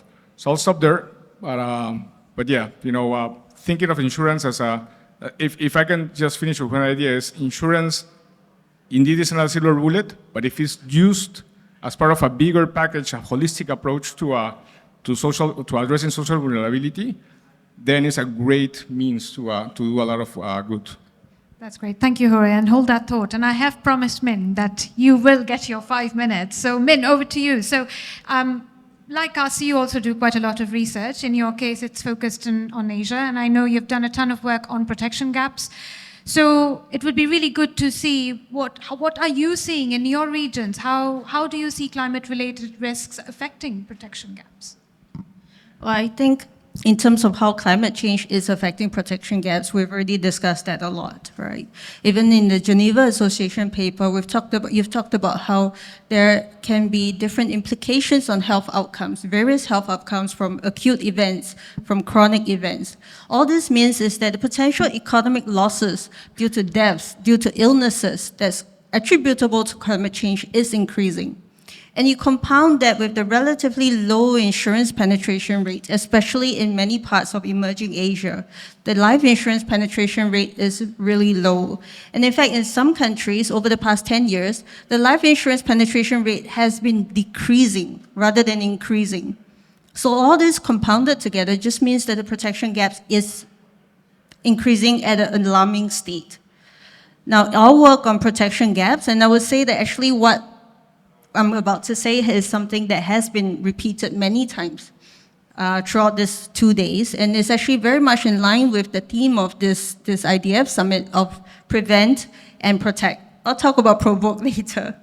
But what we found from our work on protection gaps is there are 3 key categories of solutions to address protection gaps. And first and foremost is reduce the risk, right, in line with prevent.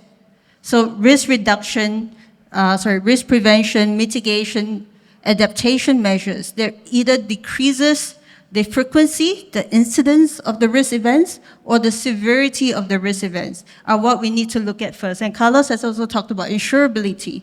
If we don't look at these first categories first, this insurability issue will just keep getting worse. Now, if I take an example that I can think of in Singapore, in Asia, from Singapore, the National Environment Agency had worked together with the Ministry of Finance such that they have come up with a health stress index that is incorporated now into the National Environmental Agency's app. This is an app that has always been around. People refer to it for weather forecasts, for pollution levels. They've added this heat stress index that is based on the wet bulb globe temperature, which takes into account air temperature, wind speed, solar radiation, humidity, and translates that heat index into 3 categories: low, medium, high. Now, these 3 categories conveys the corresponding risk of the general population to experiencing heat-related illnesses from prolonged outdoor activities. So something like this is something that people can refer to before going outdoors for outdoor activities to prevent, reduce the incidence of heat-related illnesses. And there are many insurers who have wellness programs, AIA Vitality in Asia, Manulife Move in Asia as well. They have apps that their customers are syncing to regularly, their customers are referring to regularly. Now, what if insurers are working with, say, wearables companies, Apple, Samsung, Garmin, and work such heat stress indicators into their apps, such that, their customers, when they're out there, doing outdoor activities, being active, which is what we want, but also giving them indications of, whether it's safe to be outdoors doing your jogs in certain times of the day. That can help as well, right? So, so first category, reduce risk. The second category and the third category are protect. Second category is increasing insurance penetration. I've mentioned it is a huge challenge in Asia. And third category, the residual risk, or perhaps even the uninsurable, if unfortunately falls to the fiscal budget, fiscal risk financing. These 2 categories of protect. Now, these 3 categories, we believe, should be looked at holistically in an integrated manner because they are interlinked. I've talked about how reducing risk, right? Reducing the risk reduction measures will help to reduce risk costs, which in turn helps with insurability, helps with affordability, helps with availability of insurance for the masses, right? Thereby helping with the insurance penetration and the risk financing. Right? So that's what we believe. And in fact, our external expert, Mr. Craig Tobin, is now working on the 3rd in our series of protection gap policy research. He's working on a paper where we look to put in place a framework for an integrated approach to addressing protection gaps, to look at across the major risk types holistically, and also these 3 categories of solutions holistically. And what we also believe that we need a multi-sectoral approach. We can't have insurers talking to insurers talking to insurance supervisors. We're still in our insurance space. We need to go broader than that. As I've mentioned, in Singapore, the National Environmental Agency working with the Ministry of Health, perhaps insurers working with climate scientists, working with technology companies to bring, everyone needs to come onto the table for this discussion in order to address protection gaps really effectively.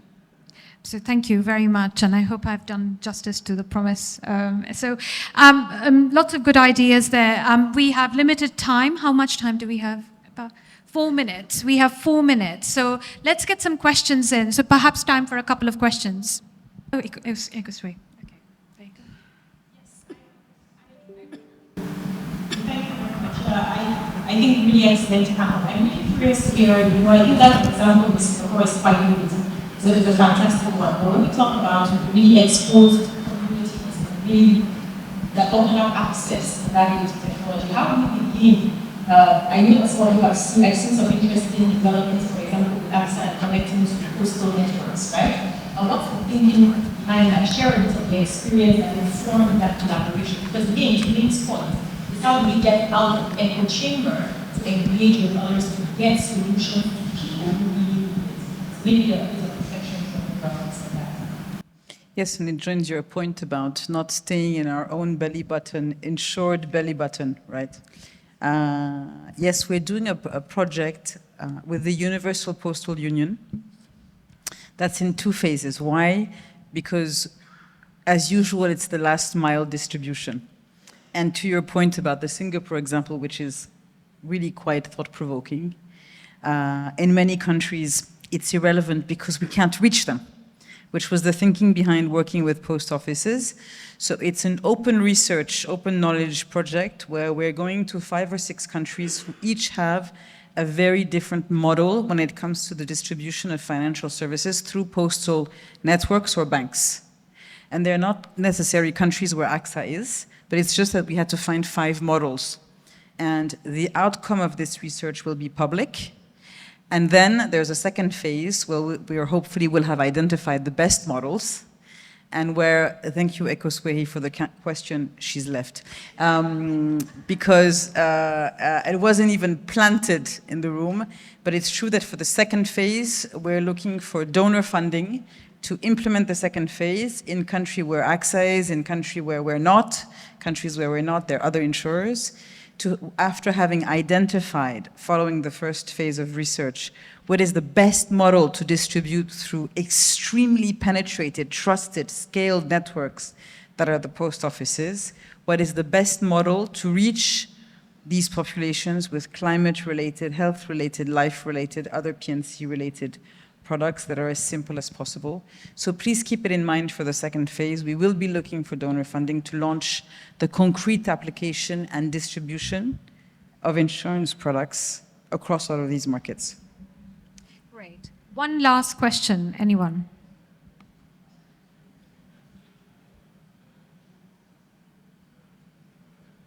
Can you please introduce yourself as well?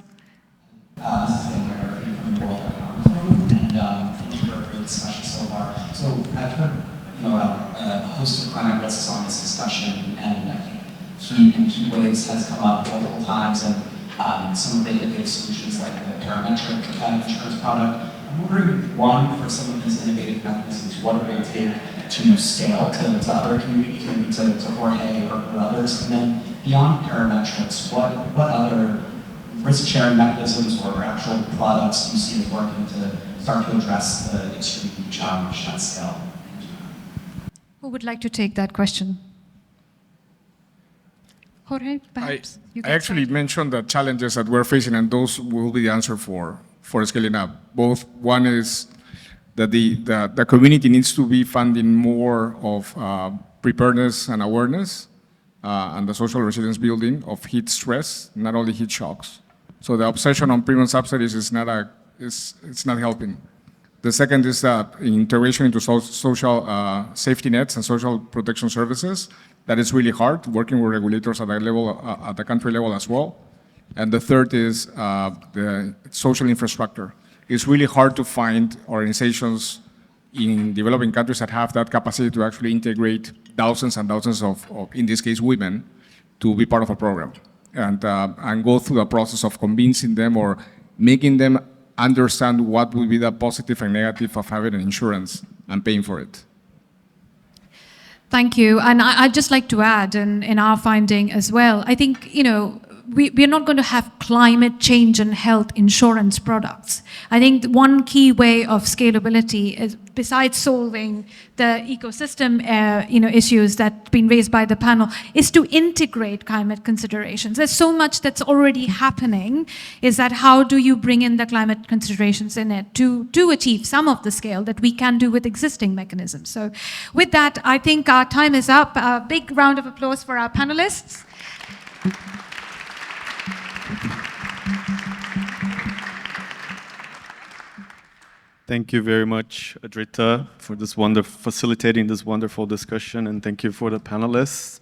I've received a bit of an impromptu request to be the MC until the end of the event. I'm very honored to be here with you. For those of you who don't know me, I'm Pedro with the IDF Secretariat.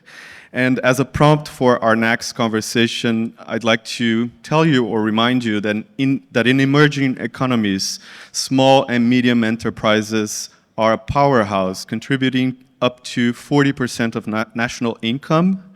And this vital sector faces unique challenges and still lack appropriate financial protection to face economic shocks.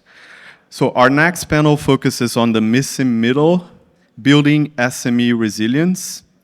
And I'd like to invite our moderator, Jen Kellett, who's a special advisor with UNDP. Please, Jen.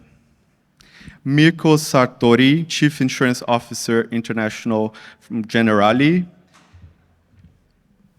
Please. Brigitte Balthasar, Senior Disaster and Climate Risk Financing Specialist, Climate Change and Sustainable Development Department, Asian Development Bank. And Dr. Eyob Tolina, State Minister, Fiscal Policy and Public Finance, Ministry of Finance from Ethiopia. Thank you very much. Jen. Thank you very much, Pedro. Colleagues, friends, it's a great pleasure to be here. So my name is Jan Kellett. I lead UNDP's global work on insurance and risk financing, a growing area of work, but definitely not keeping a pace with all of the challenges out there and the rising risks, hazards, and shocks, including for small business. So, as you know, UNDP heavily engaged in the work of the Insurance and Development Forum. Just to let you know how engaged, so the tripartite program, which we talked about quite a lot, which is one of the first, if you like, sort of programmatic pieces of work which the development community within the IDF and industry started to do.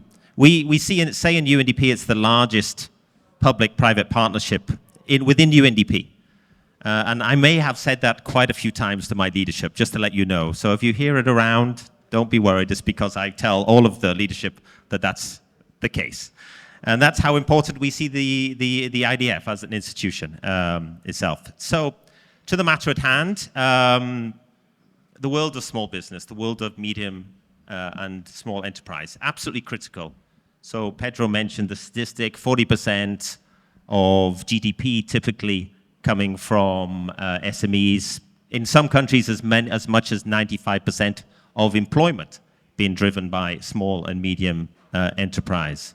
So, engines of growth, engines of innovation, engines of things like food security and food production, critical to communities, critical to community stability, community cohesion. And yet also, alongside all of these great things that they do, very much on the front line, like many other aspects of society, on the front line of climate change and shocks and so forth. We know that SMEs took the brunt of COVID, for example, in many communities and countries around the world. The first to go under when COVID struck because of the limited resources that they had to manage and, critically, the limited amount of financial protection. I saw a statistic somewhere that suggested that of the global impact of COVID on small and medium enterprises, only 1% of those impacted had business continuity insurance, which is basically almost none of them in a sense. So it'd be interesting to see what our panelists think about that. So now I'm going to go to the panelists. Maybe what I would say is we have a set group of questions. And as I was saying to Brigitte before, I might want to slightly change things, but only slightly. What I'd like to do is to take what Ivo gave to us at the beginning, which is almost a little bit of a call to action. So thinking about what can we do positively. And also to touch on that issue of insurability or uninsurability. Because if there's one thing for us in the development community and also with governments and the private sector, we cannot have uninsurability. We have to combat that in some way. One of the standard narratives, or the typical standard narrative we use in UNDP, for example, is that insurance is much more than the financial protection itself. It is about what it represents to communities. By stripping away that risk, that uncertainty, it drives innovation, drives and incentivizes growth, innovation, and investment. Well, if we can't have insurability, if we can't have insurance, immediately the engine of growth and innovation is basically broken. And that's very, very much for SMEs, if we're saying that they are critical to innovation. So if my narrative holds, I will be asking you, when you're answering your questions, just to think about this question of insurability in your contexts of where you work as well. So, with no more further ado, I may like to ask my further question. So, Excellency, this is the question to yourself. Given the increasing frequency and severity of climate-related disasters, can you elaborate on the specific strategies and initiatives that the Ethiopian government has implemented or plans to implement to enhance the resilience of your world of small business? Sir. Thank you so much. Good afternoon, everyone. Thanks for inviting me here. Very interesting sessions. I come from a different world, macro issues, so it's quite interesting to get the nuances of insurance as we try to figure out the way forward. You know, in Ethiopia, we've had serious challenge, you know, climate-related challenge, drought, significant flooding. In fact, every 10 years, drought recurs in Ethiopia. And you know, at times, decades back, in fact, we've lost significant lives because of this. So the strategy we've adopted as a government was, how do we make sure we deal with this in a more thoughtful way? We know it's coming every 10 years. So one approach was to try and minimize the risk significantly by investing in climate change adaptation measures. One critical factor was simply planting trees. You'll be surprised, over the last 5 years, there was a drive by the Prime Minister of Ethiopia who said, we want to plant 20 billion seedlings in 5 years. I said billion, not million. And we've managed to do a big chunk of this. I think we're about to outperform our own target, because every year we've been planting 5 billion seedlings, and which is going to contribute significantly to climate change adaptations.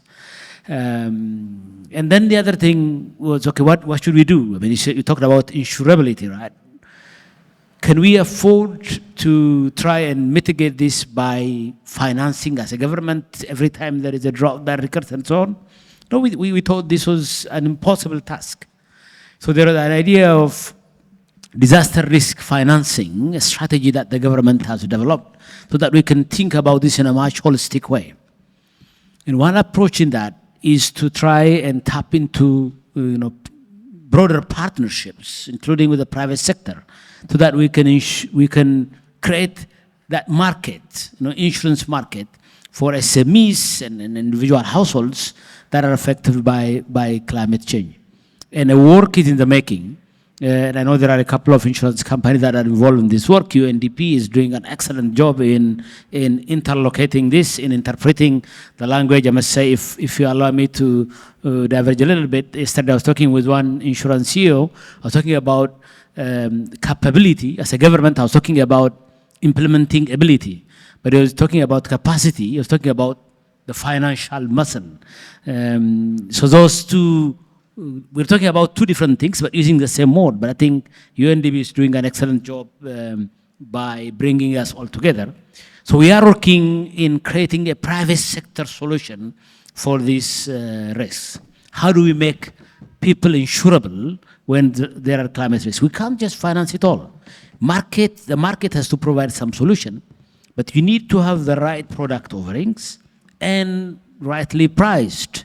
And that is where innovative ideas could come. Let me stop there for now. Thank you much. Sorry, I could use this. Thank you so much, sir. I mean, just picking up on a few things you mentioned, that also touches on things that we've heard today. So, for example, balancing things like sovereign risk financing solutions with insurance market development. I'm also thinking of what Ken was talking earlier about from Milliman about the actuarial capacity in order to have the right kinds of products to actually respond to the needs and the opportunities in countries as very critical, certainly for the world of SMEs and the kind of insurance that they would need. Now I'd like to go on to our next question, if I could, and apologies again for missing you off that list. Sorry. I was also informed you were not here, so there we go. Mr. Herbert Azimwe. So the sustainability of SMEs is a crucial driver for any country's economic output, as we know, and especially in growing markets. Can you tell us something about the exact needs that these SMEs are facing in your country, and the approaches that you are taking to integrate sustainability to enhance their resilience? And additionally, how can you insurance contribute to resilience against the rising risks of climate change and other risks? And again, if I can just ask you to consider that issue about uninsurability and what that means in the context. Yeah, thank you very much for the brilliant question. First and foremost, I want to thank IDF for and the World Bank for gathering us in this place to be able to engage and build partnership around understanding risk and how to prevent and protect and provoke the subject and be able to get solutions around it. Just a little bit of context. I just wanted to know who knows where Rwanda is. Do you all know about Rwanda? Oh, that's good. Then I don't need introduction. But just to let you know that we are based in East Africa, just not far away from Ethiopia. And most of our good things and challenges are not far away from each other. So we are a country of 13.2 million people. Life expectancy around 70 years old. It's GDP growing around 8.2, which is getting better every day. But just to speak about SMEs, in Rwanda, SMEs account for about 98% of businesses, and they employ about 2.5 million Rwandans, and they contribute around 33% to the GDP. However, when you look at challenges of SMEs in emerging countries, they're not far away from each other. First, they all have challenges to do with access to finance, and those emanate from other challenges like lack of data, lack of business skills, as well as other challenges that really affect SMEs in general. But what we've seen is that their challenges vary according to sectors. But I will speak, for now, I will speak about maybe challenges related to sectors that are most affected by climate change. And I'll talk about the agriculture sector in Rwanda, for example. Not until 2018, access to finance to the agriculture sector has really been less than 1%. In 2019, the government of Rwanda launched the National Agriculture Insurance Scheme. And this is for both crop and livestock. Since then,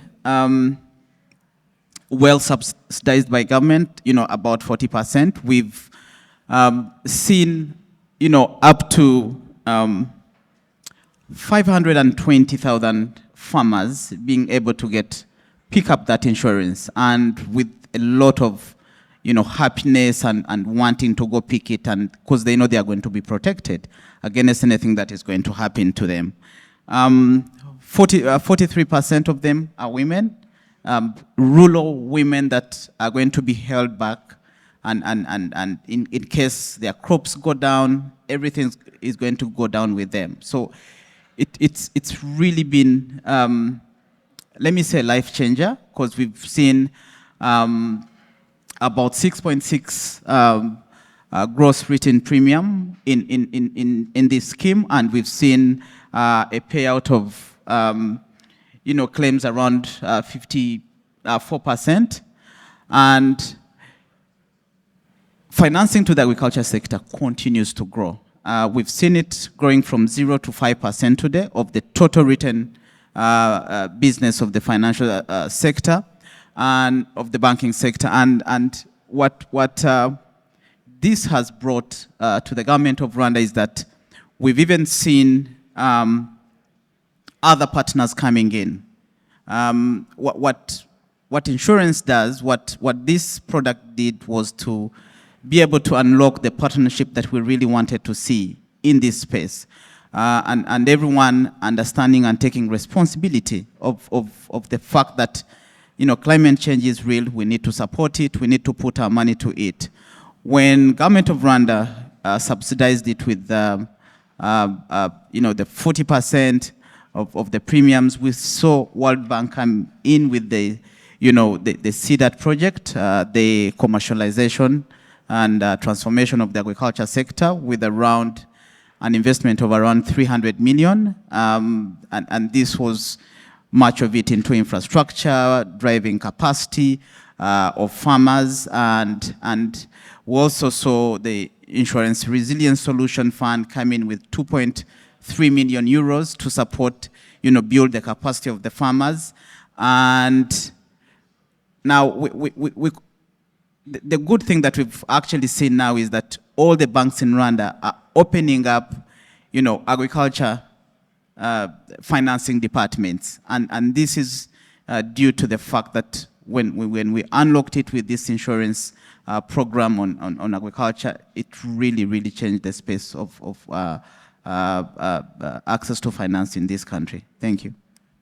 Thank you so much for that. I mean, reminding us, of course, that smallholder farmers are essentially a type of small business right in the front line of climate change and all the impacts. And we know there's heavy impacts across Africa going to only increase when it comes to our changing climate.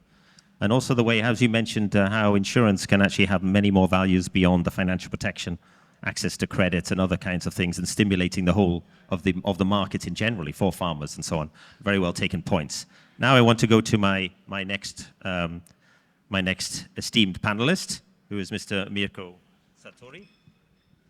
Mr. Mirko Sartori from Generali. So Mirko, of course, insurance is your business.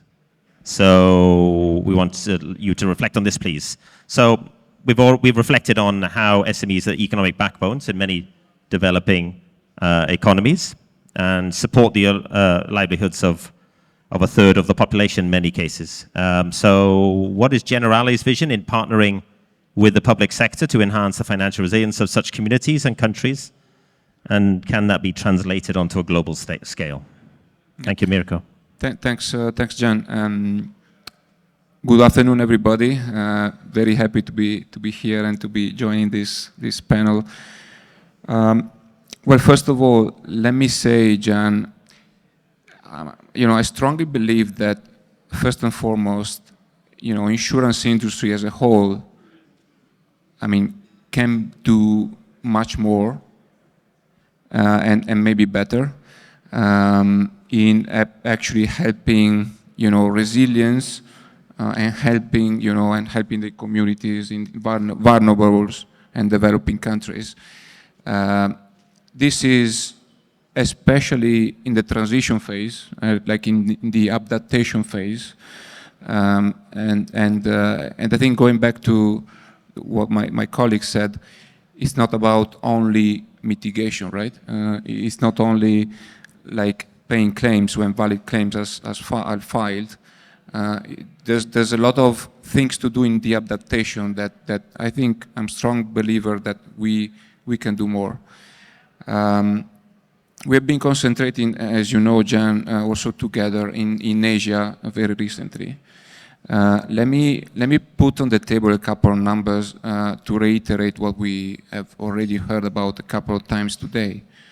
So I think if you take the natural catastrophe globally, 1/3 of that are actually, you know, happening in Asia. Only 8% of those losses are insured losses, meaning 8% penetration since 2000 onwards.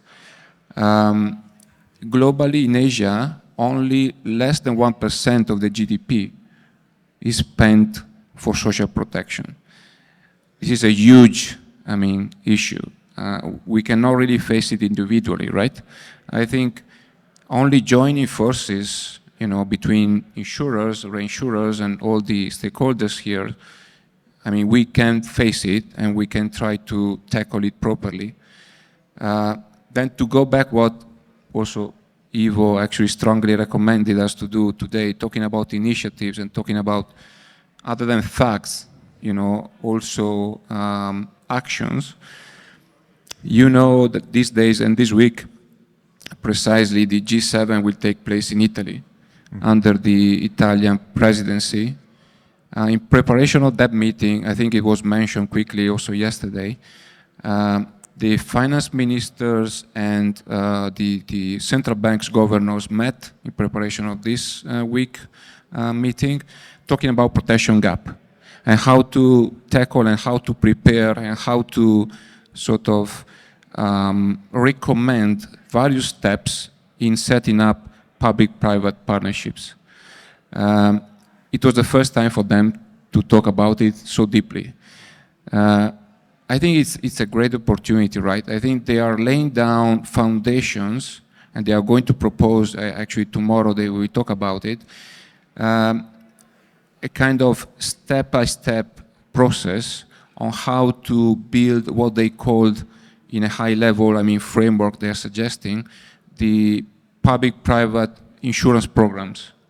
And I think it's a concrete way to come together with regulators, governments, and private sector, and supranational organizations like UNDP to, put in practice, concrete steps. I think another example I can mention, and we have like a bilateral partnership. We're working together, right, between UNDP and Generali, a multi-year partnership that we've been, developing over time more and more engaged. Recently focused on Southeast Asia, and in Southeast Asia, if you go and make a focus a bit on that, 97% of the private sector is SME. 97%. 85% of the labor force comes from SME. So it goes without saying. We wanted to start it from there, and we wanted to kick off. The partnership we had. We published, a public report on how to build resilience in SME sector, micro also, and SME sector, to raise awareness also around, what can be insured, going back to insurability point, because also raising awareness is actually what I feel, at Generali, we can do much more, and we will try to do much more on that. We're launching an innovation challenge fund to sort of award some entrepreneurial initiatives into innovative solutions, not only products, solutions or even startups.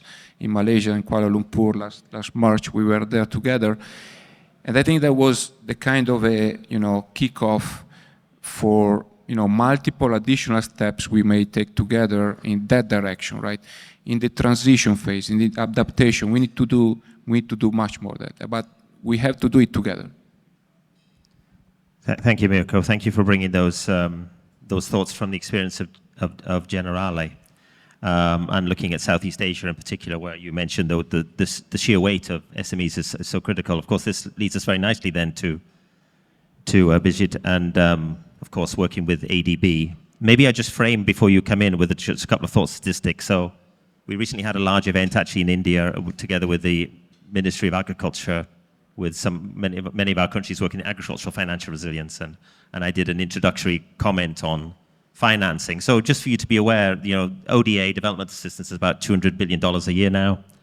20 billion of that is spent on humanitarian assistance. That's 1/10 just spent on keeping people alive. I did a sort of rough back of the envelope calculation that maybe the entirety of the development system includes ADB, World Bank, ourselves, all of those working in financial resilience. Maybe we spend we're all currently managing about 500 maybe $1 million. Sounds like a lot of money, but just for calculations perspective, you know, I don't know if you're aware of the UK Premiership football teams. You maybe have heard of them.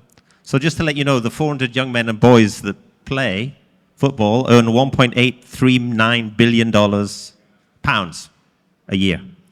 So when it comes to our perspectives on financing and how much is going and what is being spent on, let's keep in mind that there is something a little bit perverse about the world in terms of finances.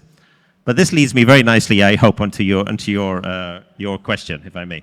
So, and this is how it goes. So, Brigitte, I'd like you to talk about ACLIF in particular, for those colleagues who don't know, the Asia Pacific Climate Finance Fund, funding mechanism that you manage out of ADB. So how does this fund integrate into your broader strategies to support SMEs, maybe reflecting also on some of the statistics that Mirko mentioned from your zone, and what are the examples that you're seeing from the field?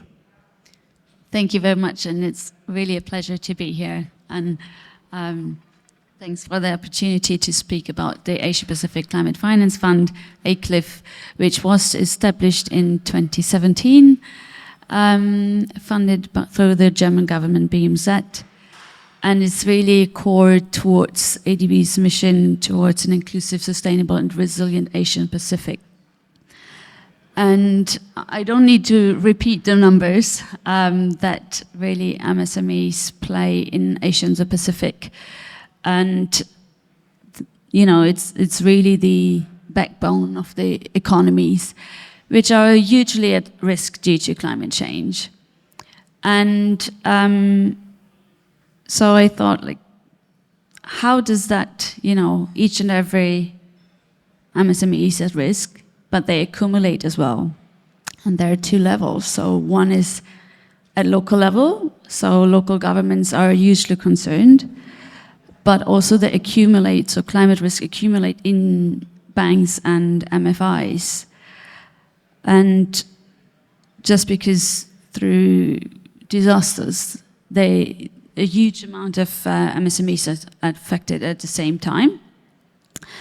And so the impact on these small enterprises is actually double, because they have the immediate impact of disaster, because they probably lose their livelihoods, but they also lose access to finance. And this is actually where ACLIF comes in. And so ACLIF is actually supporting the development and implementation of innovative, scalable, and economic viable financial risk management solutions in order to leverage the adoption of climate technologies, as well as mobilizing private sector finance and investment in climate-sensitive sectors, as well as directly addressing climate events, disasters. And as I said, I wanted to mention a couple of examples. And in India, for example, ACLIF is supporting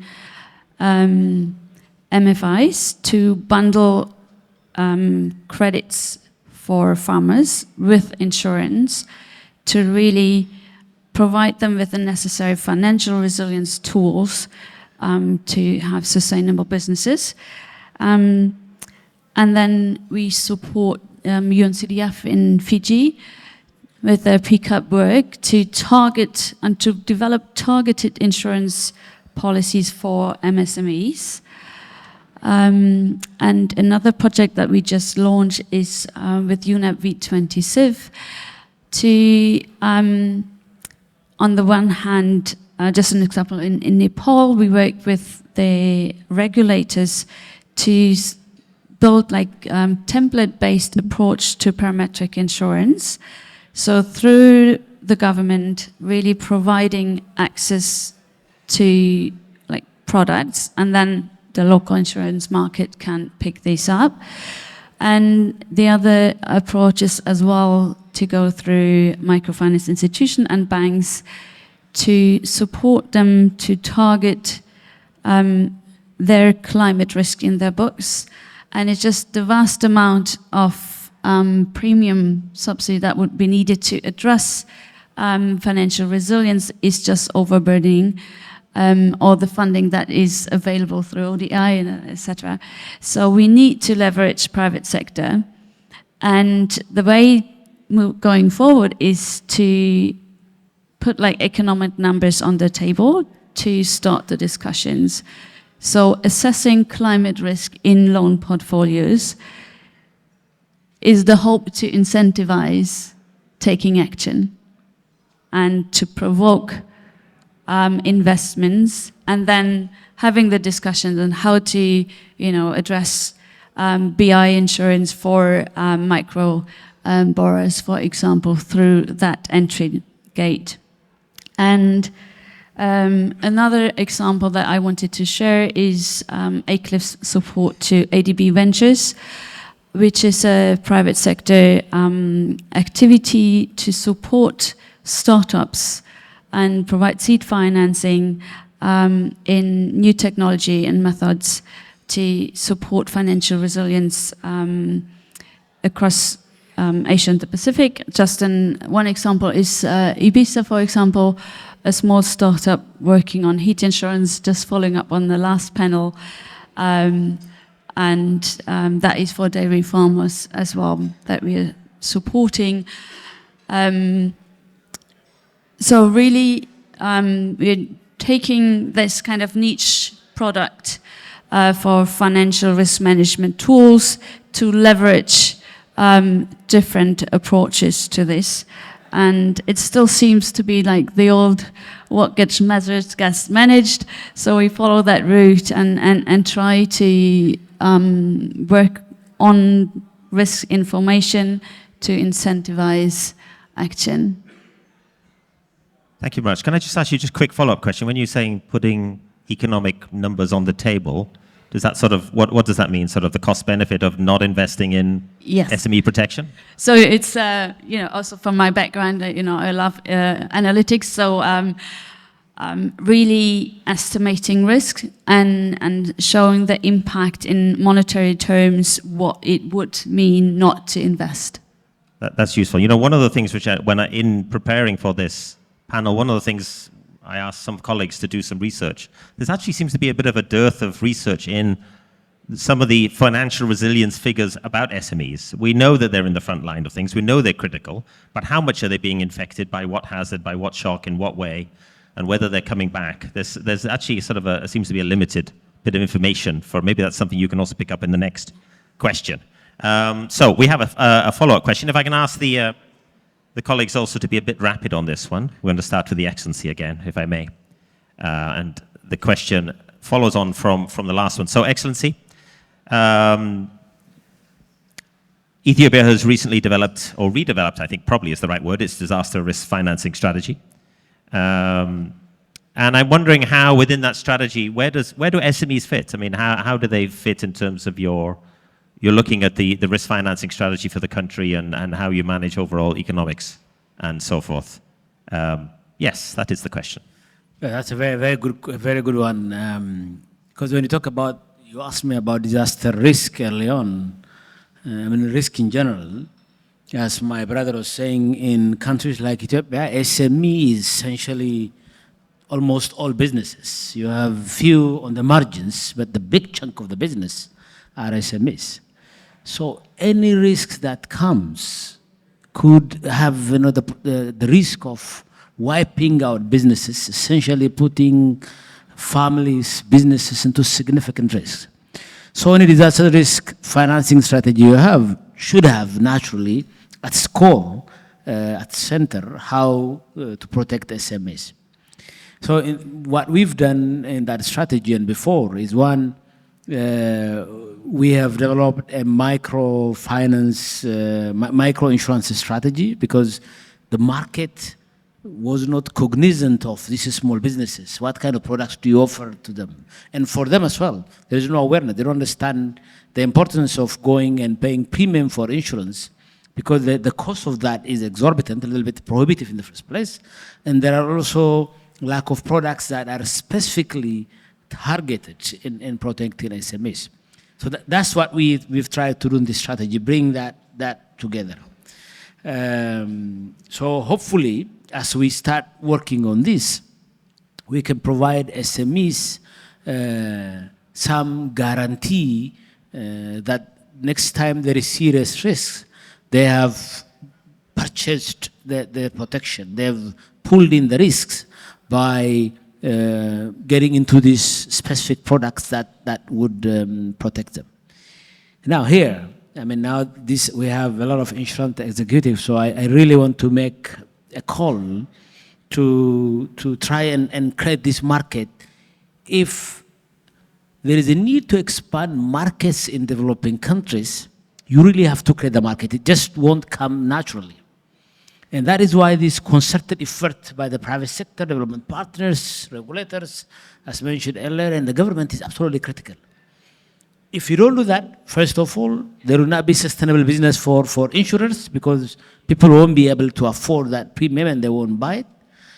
And then there is significant economic risk for societies and for SMEs. If we say SMEs are at the heart of economic development in countries like Ethiopia, we have to come together, and hence the call for action would be, how do we make sure we create the right product offerings, affordable ones, so that there would be insurability. But that is what our micro insurance strategy and disaster risk finance aims to address. And I mean, if you allow me, I should also make a call while here.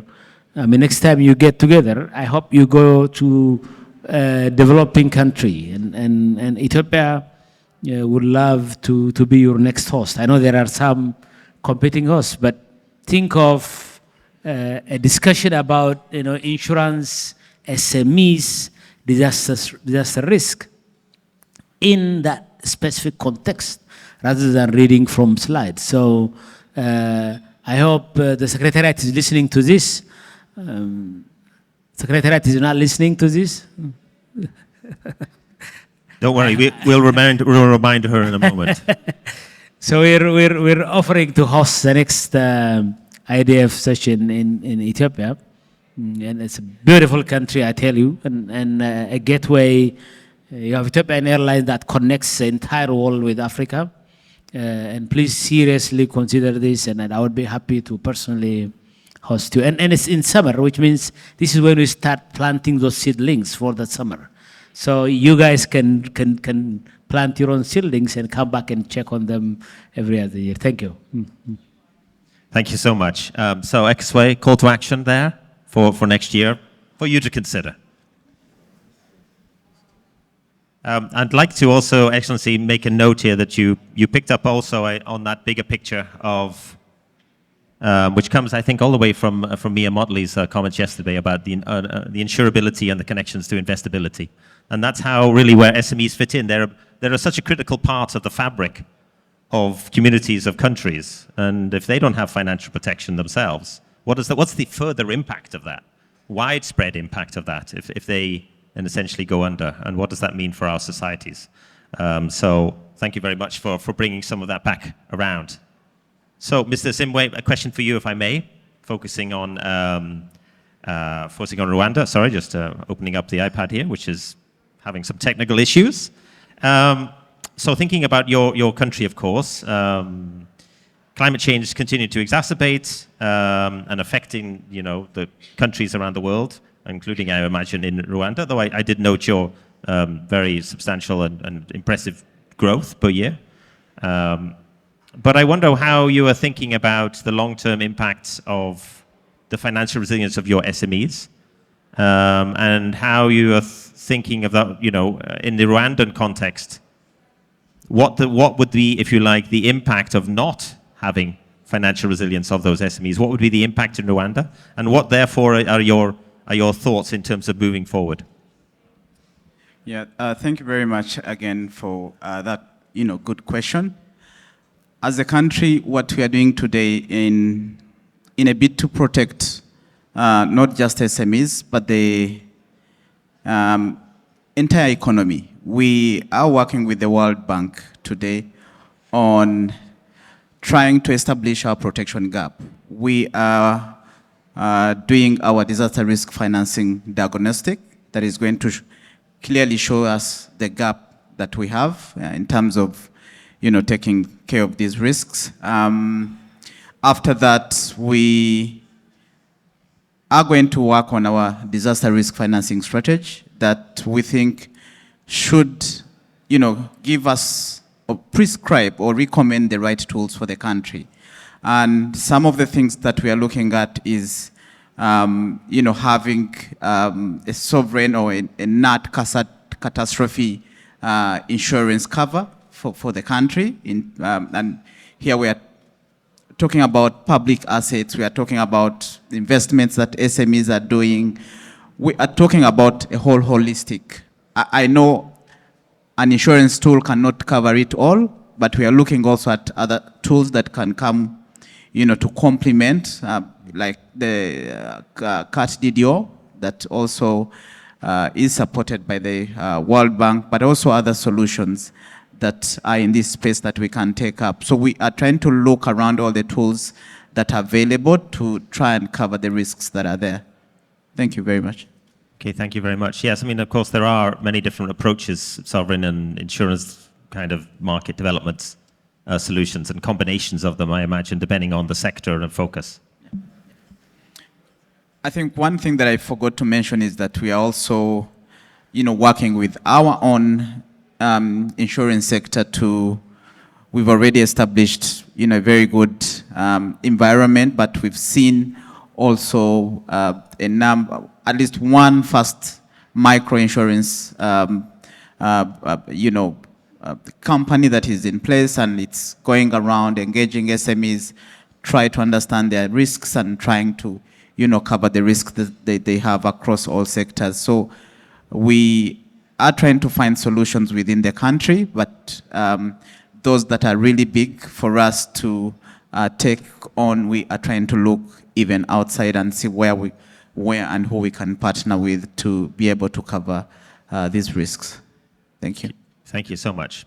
So I'm going to slightly reverse the order here. So I'm going to go to Brigitte first and then to Mirko, if I may. So Brigitte, when you're looking at the countries, the region that you, of course, have responsibility for when it comes to financial resilience, and yet, of course, Asia is remarkably diverse, everything from Micronesia spread over a huge ocean territory through to some of the largest countries of the world, and large economies and small economies, etc. How do you look at this in both the, if you like, standardization of your approach when it comes to SME financial resilience, but also diversity at the same time? What does that mean to ADB?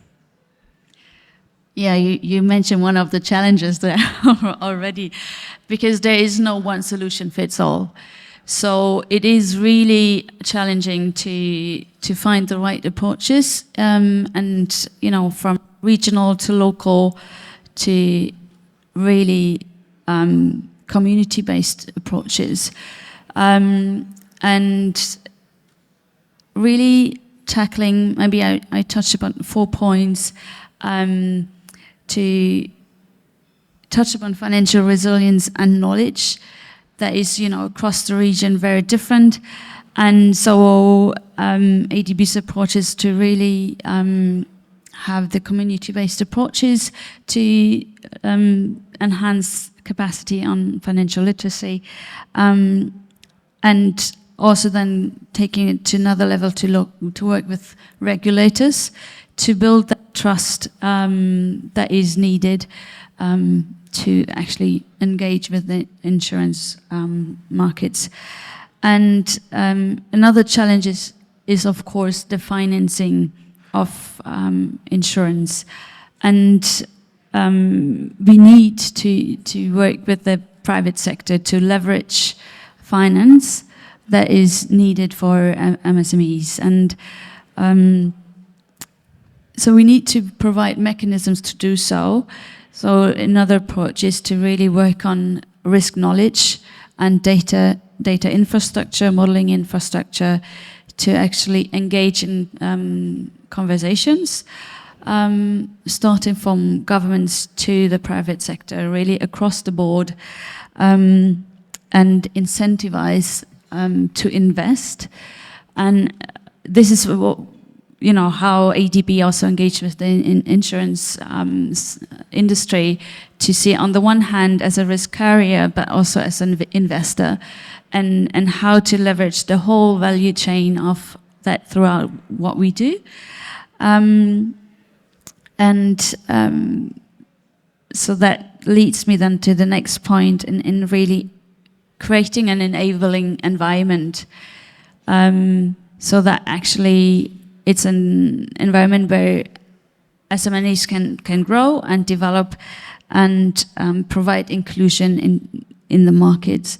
And that starts with, you know, providing solutions, developing solutions, up to like really enabling governments on the sovereign level to address like money in, money out systems throughout the whole discussions on disaster risk financing. And ultimately, it's the goal to empower the local players to make risk-informed decision rather than just saying this is the solution, and we need to have the buy-in to be successful. Thank you, Brigitte. I mean, what I'm taking away from there, if I may, is that actually the insurance solution itself is like only one piece of the puzzle. Exactly. If it doesn't exist in an ecosystem of everything else, banking relations, investors, perceptions, government, political advocacy, political economy, all of the ways in which you need to convince people to do things in a particular way, if the insurance solution doesn't have all of this around, it's essentially not going to be very, very, if you like, effective. Would that be correct? Yes, and just maybe to... Of course, that's a leading question, if you know, from a legal perspective. But. Yeah, and maybe just to put it a little bit in perspective, so what we realize is, you know, when we work on developing new solutions, it's maybe 40 to 60% is really into the financing of a new product and development, but everything else on the financing around is, you know, building knowledge, building infrastructure to actually making it a sustainable solution. Thank you. That's good, because this is now I've just been told to wrap it up, so I must therefore abide. So Mirko, perfect here, coming to you for the last question. Actually, this is a great segue here, so because your question is about the development and implementation of insurance solutions, which itself has its challenges, of course. I'd like you to reflect on those. What are the challenges, and what's your vision in light of what you're doing in terms of the business? What's your challenge of overcoming them?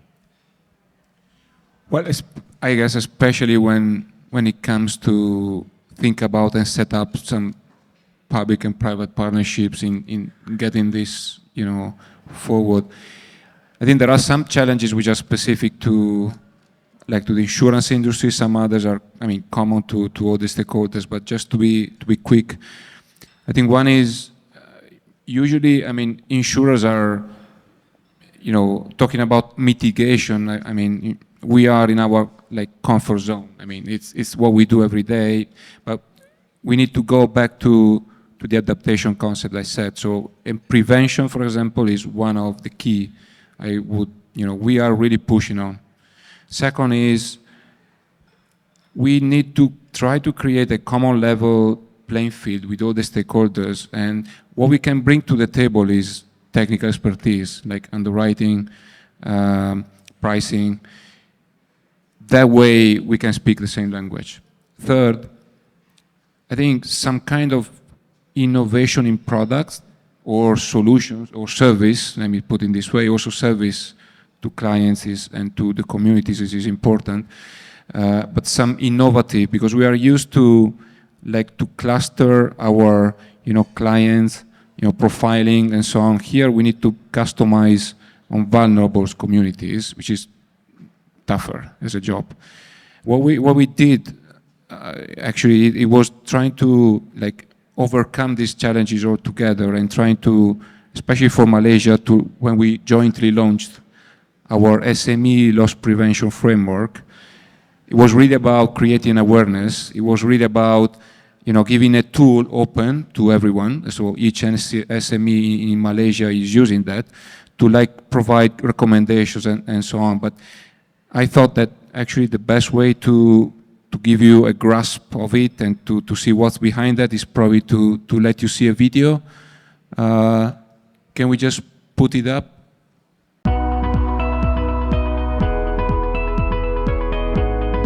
Small and medium-sized enterprises account for nearly 50% of total employment and 97% of all businesses in Malaysia. They're a pillar and a driver of socio-economic development, yet many remain vulnerable to growing climate risks, especially floods. Being aware of these risks is the first step to taking action. That is why Generali and the Insurance and Risk Finance Facility Initiative, led by UNDP, have created the SME Loss Prevention Framework, a digital tool to assess the readiness and awareness of SMEs to flood risk, to offer prevention and protection advice and increase their resilience. A multi-language platform currently available in English, Bahasa Malaysia and Chinese, the SME Loss Prevention Framework leverages the power of data, awareness and understanding of potential risk areas for businesses to define their exposure profile and develop specific action plans. Getting advice is simple. Select your industry and geographic location. Discover your risk profile, low, medium or high, and learn how to protect your business with better risk management. The SME Loss Prevention Framework is an evolving tool. It will expand to include more geographies and types of risk, also through a dedicated mobile app, to protect more and more SMEs from across the region and the world against the hazards that might arise. SME Loss Prevention Framework. Greater awareness, greater resilience.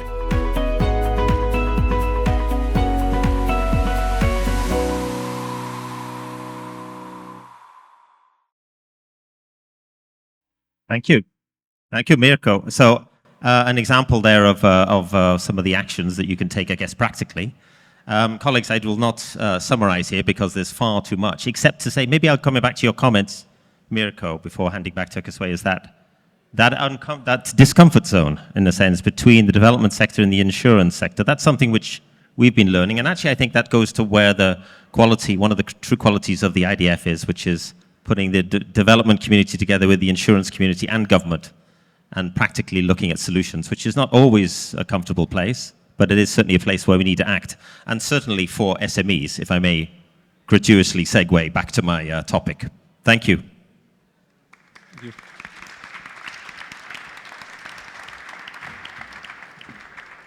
Thank you. Thank you, Jan, and thank you to all the speakers. And I must say, Your Excellency Tolina, I heard you on your offer in terms of Ethiopia hosting. It's something definitely that we will consider. And as I said earlier, it's also part of the reason, we have so many countries represented here, but we need to expand the community. So very much appreciated, and we will certainly be in touch. With that, I am again very conscious of the fact that we are running extremely behind schedule.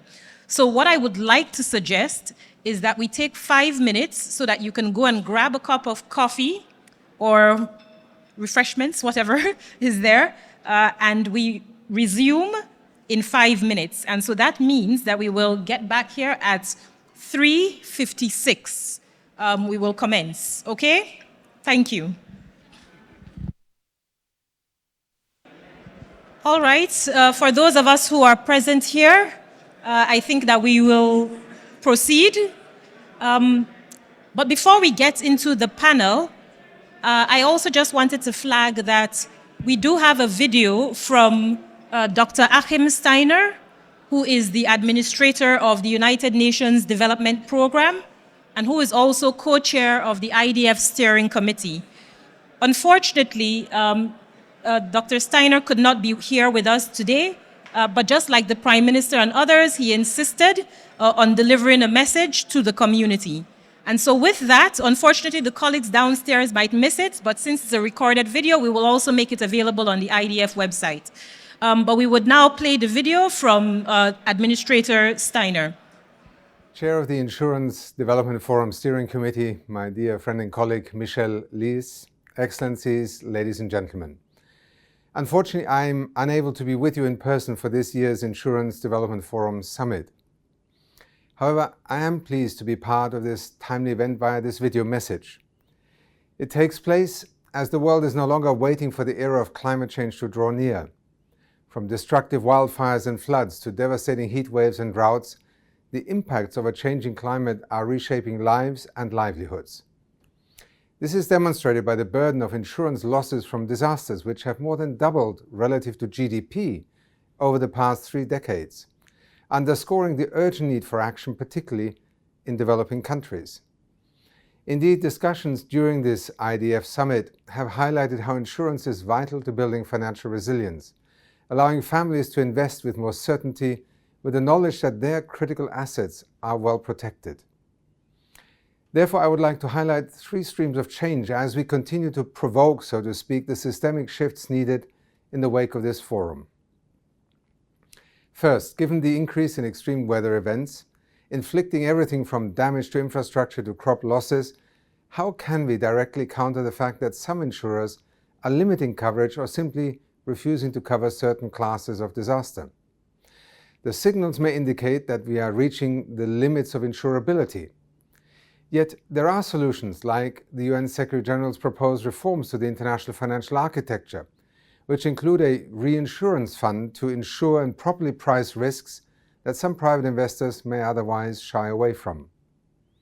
The insurance industry is ideally placed to elaborate on how such concepts would operate in practice and what it would take for them to be brought about. Second, as Prime Minister Mottley has underscored, this reform of the international financial architecture is of the utmost importance. Yet what exact role should the insurance industry play in it to make risk transfer a cornerstone for growth and development? That includes outlining how co-financing, capacity building, and knowledge sharing on insurance can be institutionalized in this new architecture. Finally, how can we forge better links between public and private actors to advance insurance solutions that are global public goods? For instance, the delicate operation to remove over 1 million barrels of oil from the decaying FSO Safar supertanker off the coast of Yemen in the year 2023 was ultimately only possible thanks to a unique partnership between the UN, including the United Nations Development Programme, and the insurance industry. In doing so, it prevented an environmental, humanitarian, and economic catastrophe. We must find new ways to formalize such relationships to advance collective benefits for our global community. That thinking is also driving the tripartite agreement between UNDP, the Federal Republic of Germany, and the Insurance Development Forum, and 20 of the world's largest and leading insurance companies, many of which are indeed represented here today. This is a public-private partnership that aims to deliver new insurance and risk finance solutions to some 65 million people globally, with a recognition that we can go even further. Excellencies, dear colleagues, ladies and gentlemen, this line of questioning is far from merely academic. In the last 18 months alone, UNDP has seen an additional 43 countries request it to provide additional insurance and risk finance support beyond our current existing resources. In the face of an intensifying climate emergency, such tailored insurance solutions for communities in developing countries transcend mere protection for tomorrow. It is an anchor securing new resilience for the generations to come. In that spirit, I invite all of you to be bold and take calculated risks in imagining what we could achieve together. Thank you.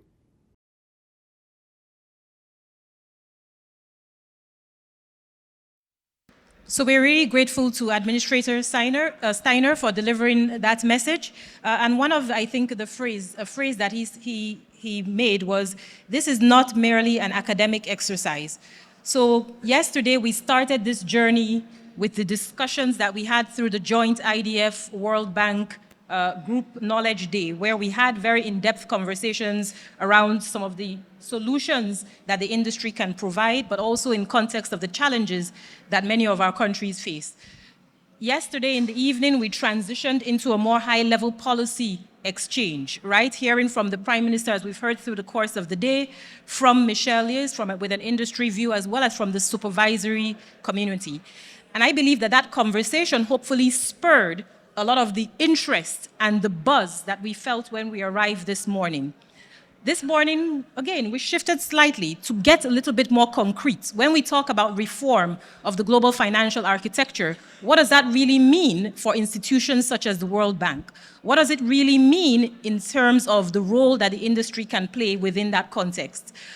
We shifted once again to look at, okay, global uncertainty, complexity in terms of the evolution of risks. What is the industry doing to actually address this?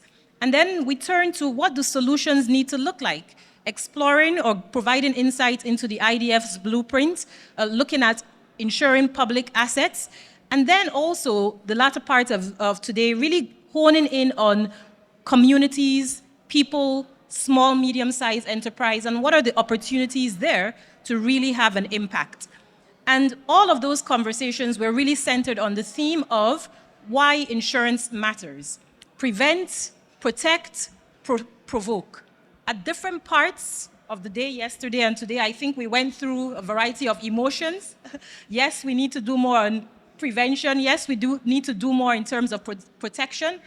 But I hope there was also a sense of provocation in terms of, are we doing enough, right? What do we need to be doing? And I think that it's really positive to have heard from the government representatives, the minister from Ethiopia offering to host the IDF conference, amongst others, really interested enough to say, how do we bring this conversation to those people who are affected, to those countries that are really struggling to deal with the impact, if it is of climate change and other disasters.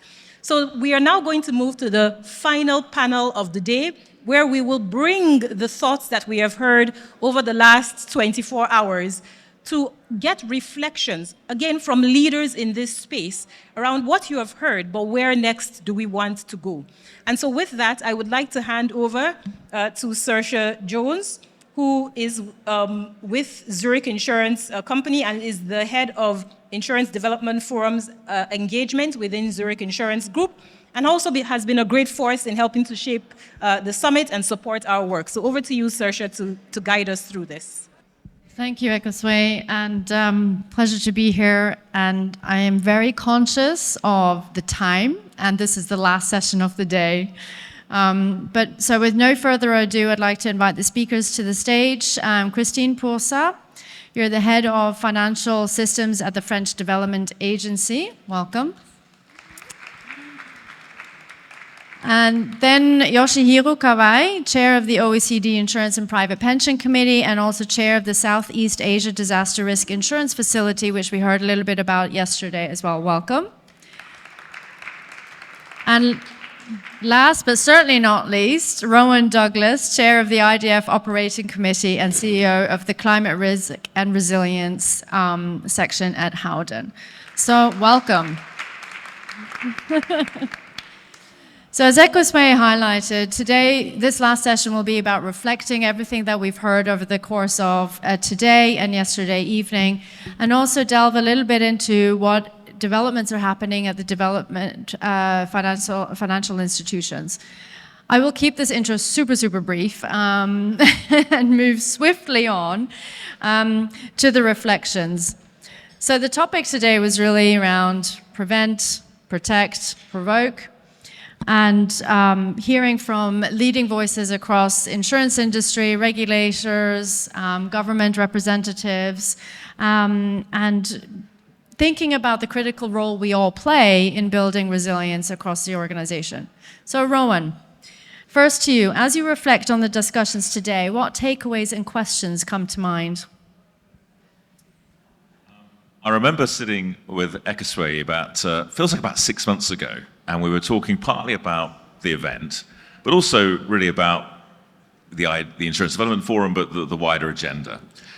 And we were saying we really need to, because we're always pushing each other on, and we said we really need to elevate the conversation about insurance in the sort of macroeconomy. And so not only did you sort of elevate it here, we're sitting on top of the dome, but also have elevated the conversation to prime ministers, to senior ministers and civil servants, and obviously leaders within I'm going to call it the insurance ecosystem.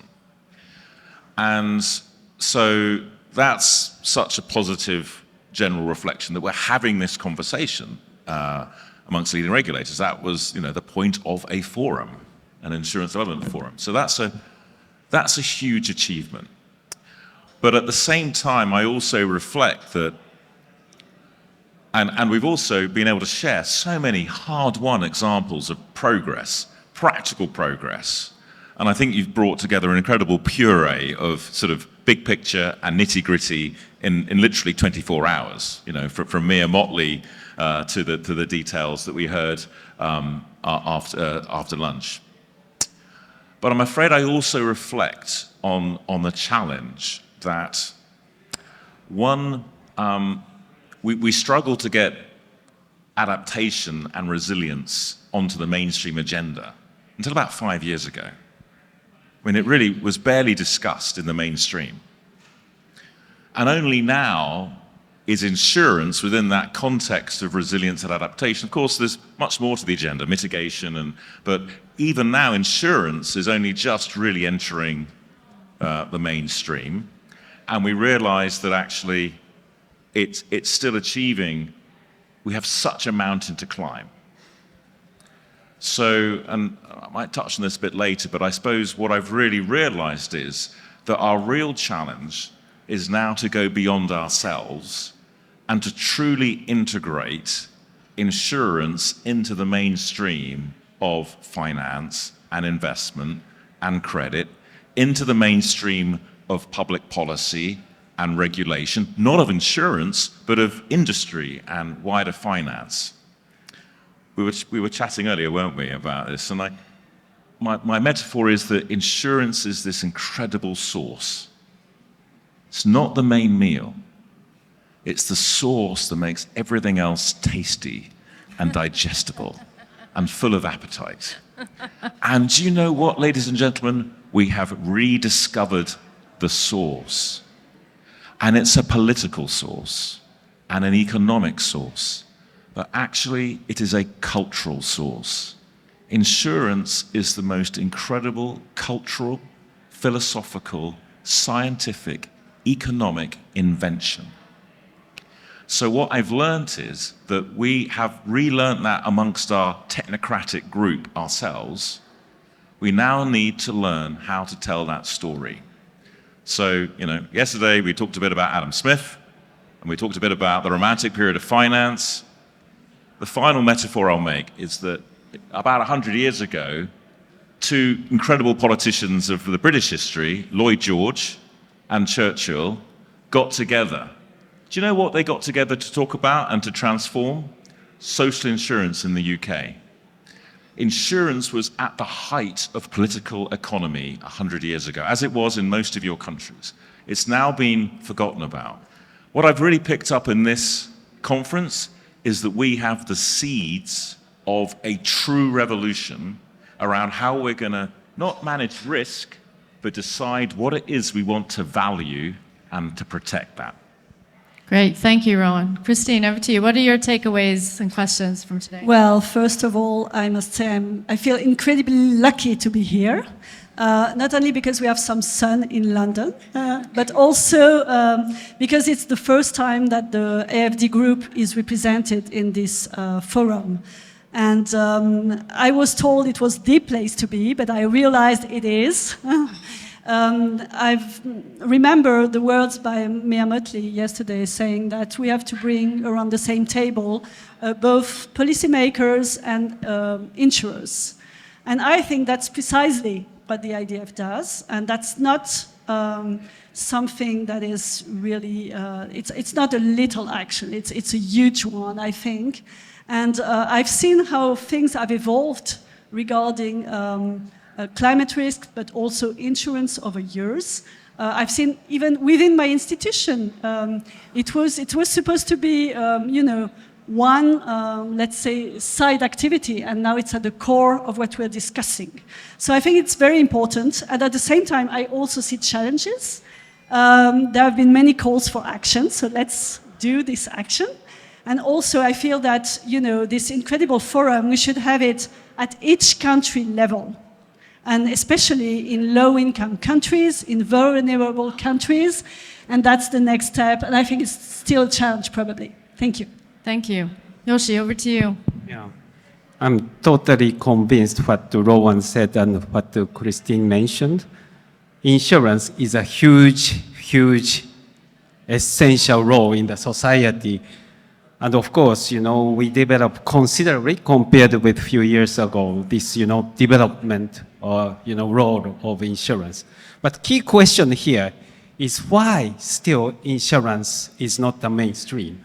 And this session, or this last 2 days, compared with last year, is tremendously, beneficial for me at least, because emerging market who, use this, or insurance people, policymakers are here. It's a huge difference. For example, Elizabeth, I clearly remember what you said. Elizabeth mentioned that the question is what she, Peru, wants to have to receive that sort of insurance. She said, it's not you, but us. We don't understand benefit of insurance yet. We should not coordinate well internally in Peru, and we don't have data. Those issues are critical issue, We are very much focused on supply side. We are so good. We are so technically correct. But what we are missing is demand side. Emerging market, what they really want is not only expertise, but really data, understanding of the insurance, awareness. Those are essential issues. In short, in order to provide good product, before providing data or before providing product, but first raise awareness. Why insurance is so valuable? So this is essential issue, and I really got this message from this session, and that's a huge step. And in short, we have to focus not only good product expertise, but to really understand what they need and provide that support. Great, thank you. And that leads me really nicely to the next question. We couldn't have planned that better. So, as you mentioned, we spoke about the role of insurance, we spoke about the needs of countries in terms of getting that risk understanding, the risk reduction advice, etc. And this is really at the heart of the work that the Insurance Development Forum does. Yet, you touched upon it, Christine, there has also been a shift within the development finance institutions themselves and how you are considering these activities in light of insurance and how you are thinking about bringing in insurance thinking into your activities. Could you share a little bit more about that? Yes, sure. First of all, of course, we are a development bank, actually, AFD, despite our name. We're called an agency, but we're not.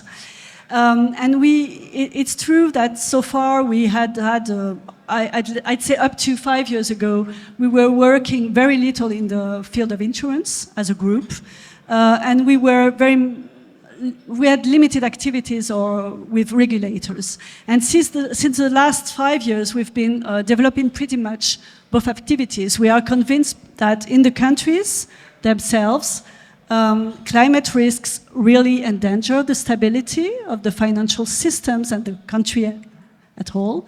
So we have developed several ways of working. At national level, we believe that it's very much needed to support regulators, but also systemic financial institutions and, of course, local insurers, so that we can develop the ability to tackle the climate risks.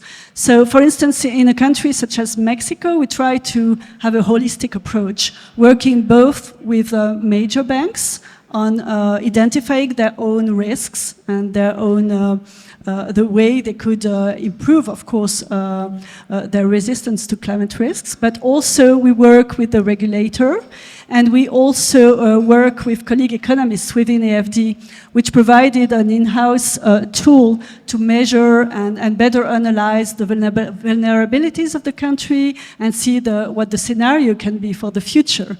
So based on that, we support the regulator, including by trying to build frameworks for insurance in the future. So this is how we try and work. basically at the national level, and I think it's in several countries. In Egypt, we also work with the three main national banks, for instance, but also with the regulator to make sure that including the insurance perspective is embedded in the national roadmap.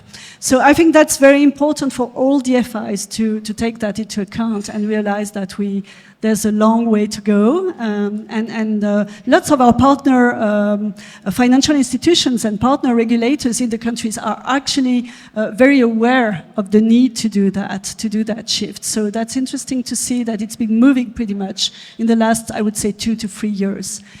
Then, of course, at the local level, at the national level, in many countries, the fiscal space is very limited and the vulnerabilities are very important. So we also work together. We also need, I would say, more in the future for us, but we DFIs need to support more the regional mechanisms as well.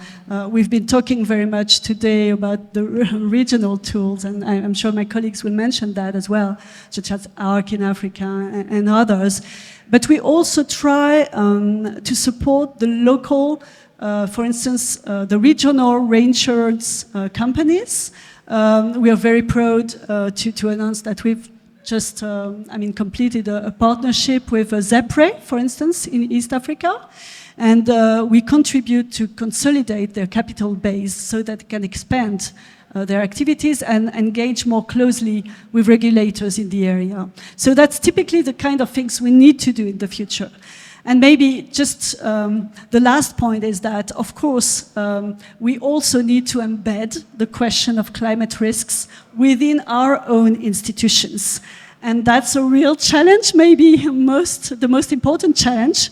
So at FD, we've been actually pioneering to implement a systematic tool to assess the climate risks and the vulnerability of the projects before we start any project. But now we need to go further. We need also to implement, to mainstream this approach in all of our programs. I've heard that, for instance, KfW works with Munich Re and BOAD, and that's quite, an inspiring initiative. And we'd like to do that in many of our activities and to really mainstream that. But that's for the future. It's ambitious. Thank you.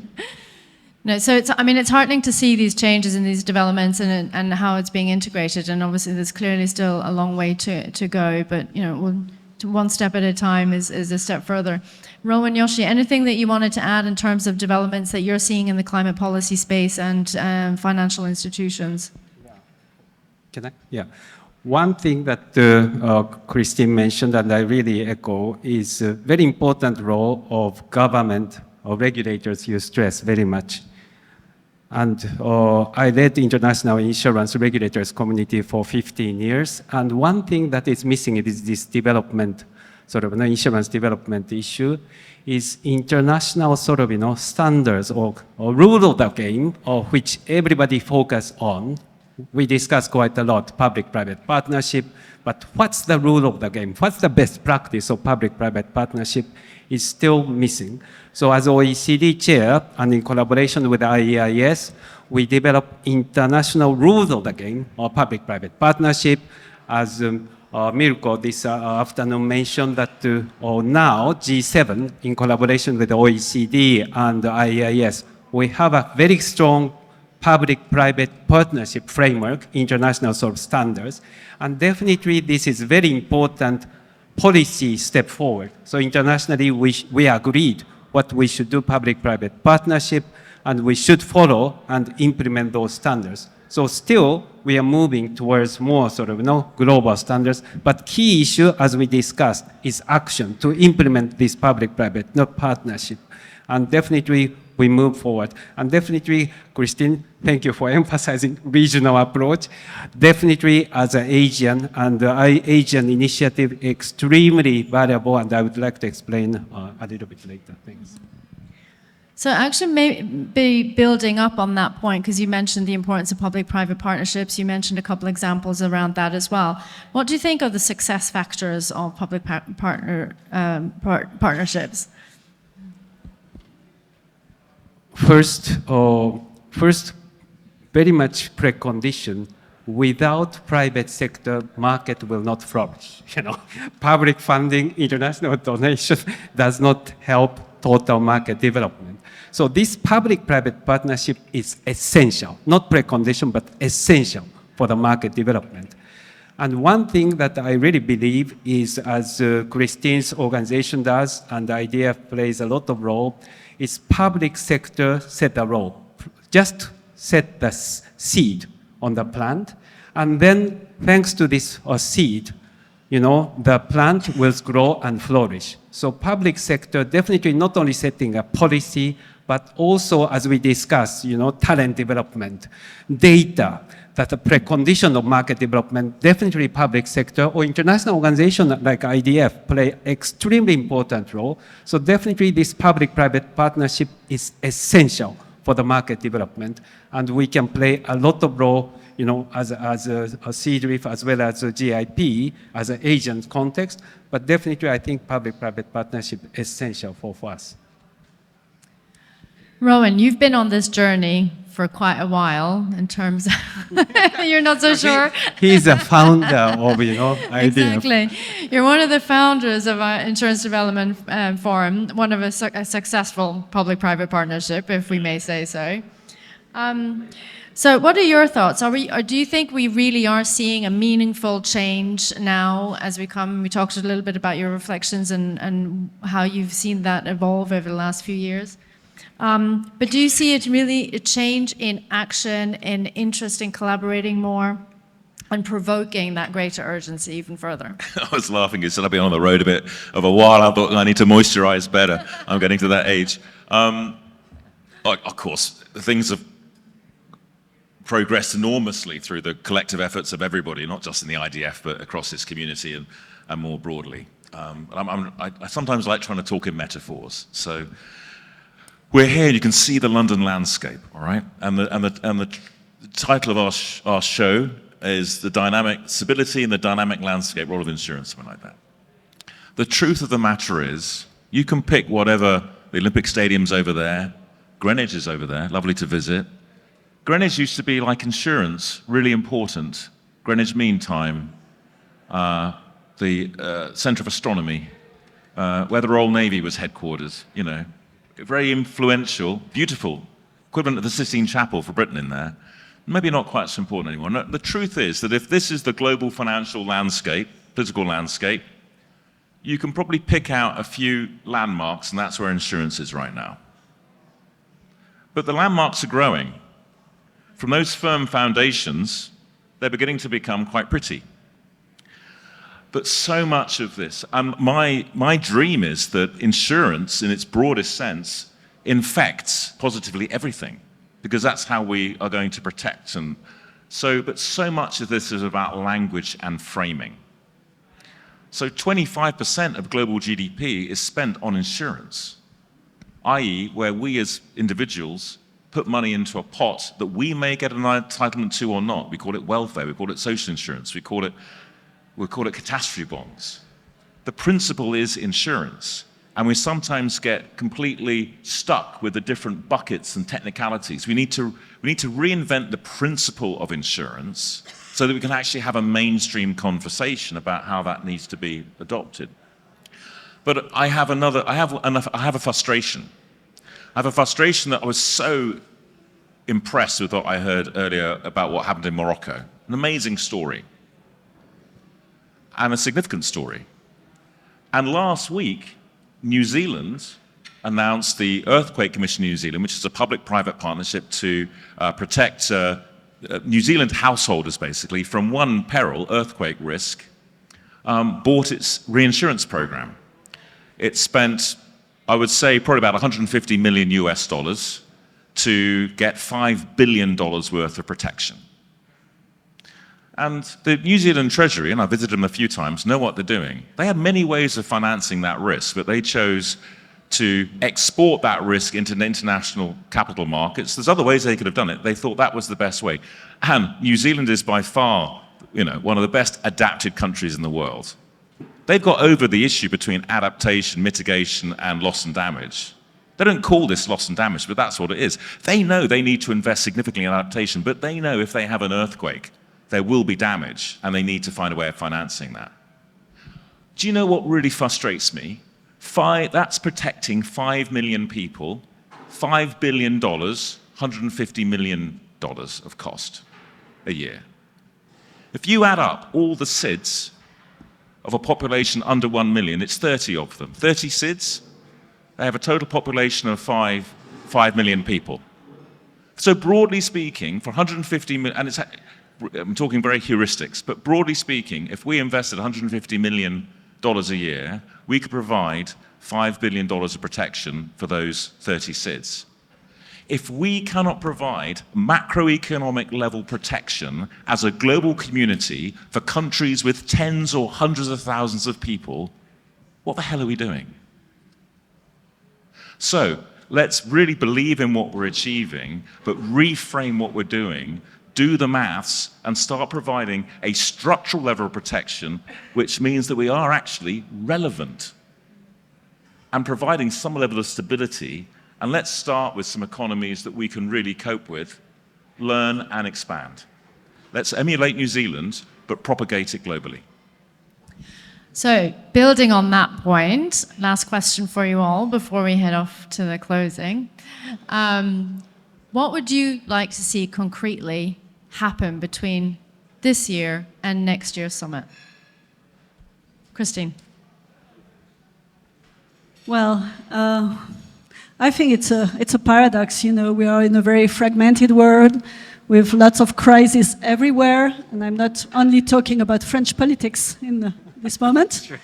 And at the same time, I think that's an incredible momentum of people joining together on this subject of disaster, climate risks, and so on. What I would like to see is new actors, including private actors, that are not yet in the game, joining in the future years. I'm thinking about, we've been mentioning the rating agencies, for instance. I would mention also partner institutions such as the national and regional development banks. As you may know, AFD is very much supporting the coalition of finance in common, which groups about 500 of these banks. And they are incredibly interested now, and they have developed their own innovation lab. And part of their work is to reflect precisely on the same subjects. But they are not very much here. So they have to actually take also this subject in their hands and meet in the countries with the IDF and you all. So I think that's important. And I also wish that, within AFD, as I said a moment ago, we managed to integrate the question of the risks within, as a mainstream within our projects, and which is why we need IDF. I'll come back to that. What would you like to see between now and the next Yeah, thank you. Yes, so just following what Christine mentioned, I want to see something new development, new institution. And definitely I echo, this chairman or Michel Liet's vision. We have World Bank or multilateral development bank like ADB or African Development Bank, but we do not have develop or multilateral development insurance, right, or agency, which is very much, I worked in this, international financial architecture for the last 20 years, and definitely this is, I want to see here in the world. And my region, Asia, and it's just echo what, Ivo, you mentioned in the morning, that we should not regret what was happened, but we definitely see in the future. And what we do in our region, Asia, we don't regret what happened, but we created this regional development insurance agency, CDRIF. ASEAN +3, most Asian countries is a creator of our company, and we provide seeding to the market, and market flourish with public-private partnership. This is our concept. Without seeding, market does not flourish. And CDRIF itself, definitely we provide support like, or some say he might not hear, but the Laos case, they definitely want flood risk, and we provide support in collaboration to the World Bank and provide seed, and now flood insurance is flourishing. Now we work for Philippines, we work for Indonesia, so definitely those public-private partnerships should flourish with this development agency like CDRIP. But one thing it is missing is, as we discussed, and Elizabeth's comment, what is needed is more fundamental issue, like understanding of insurance, awareness, or understanding, particularly government officials, what insurance is, data, which is a huge missing in Asia, and the GAIP, Global Asia Insurance Partnership, plays essential role to create a database in collaboration with not only government, but private sector and academia. So those platform is essential. So development bank, as well as those foundations like GIP, is essential for us to create. And I really want to see this.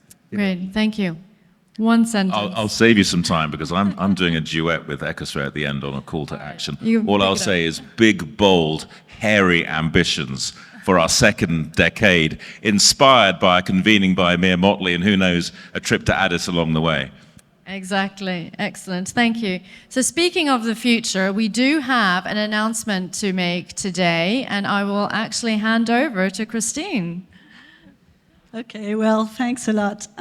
Yes, I'm very proud and honored to announce that we have just signed a unique, I would say, strategic partnership with IDF as a AFD group, and it's called IDRIMA, for Integrated Disaster Risk Management Alliance.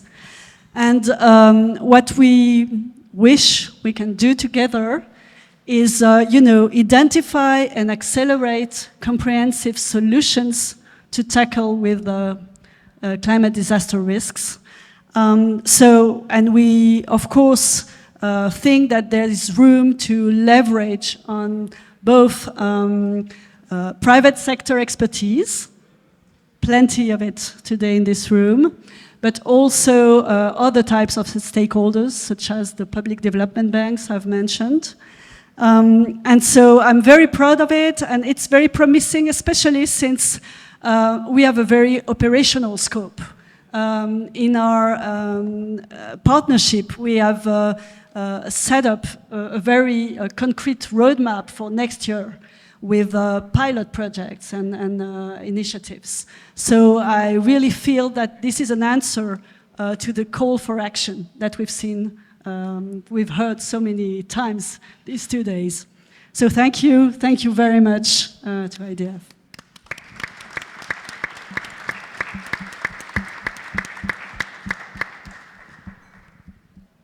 Maybe a bit of a reaction to that, to provide some context to it, and really thank you, Christine, for making this announcement. We just came from signing the agreement, and obviously on our website, you can take a look there to find out more information about that. But maybe a little bit of the history to this. I mean, as the IDF and over the last few years, we really must acknowledge the significant role played by the German government in really driving the Insure Resilience Vision 2025, etc. They sit on our steering committee. And one of the things that they challenged us with was, let us look at how we bring other donor countries into this space. And they threw the gauntlet out, if I can use that word, to the IDF to really be proactive about engaging with this broader donor community. And so we initiated quite a few conversations very early on, a few years ago, with AFD, the French Treasury, etc. And there was definitely some interest there. But then earlier this year, we went to Paris and we were scheduled to have a 2-hour meeting, which turned into a 5-hour meeting, right?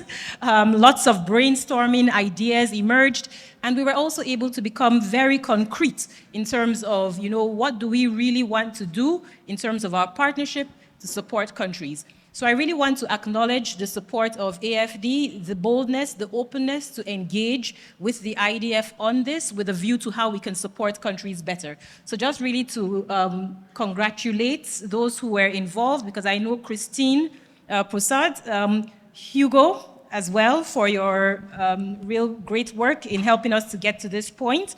Also the team, my IDF colleagues who have supported this journey along the way. Saoirse, Kip, Claudia, the team at AXA, Garance, Wattez-Richard, Quentin Gisero, Karina Wally, as well as the legal team, Nigel Brook at Clyde & Co., who really helped us, obviously, to look at the legal documents. So I just really wanted to acknowledge the effort of the team to have that conversation, to be focused enough to say, how can we define a partnership that makes sense with a view towards supporting our countries? So really thank you, Christine, for your leadership here.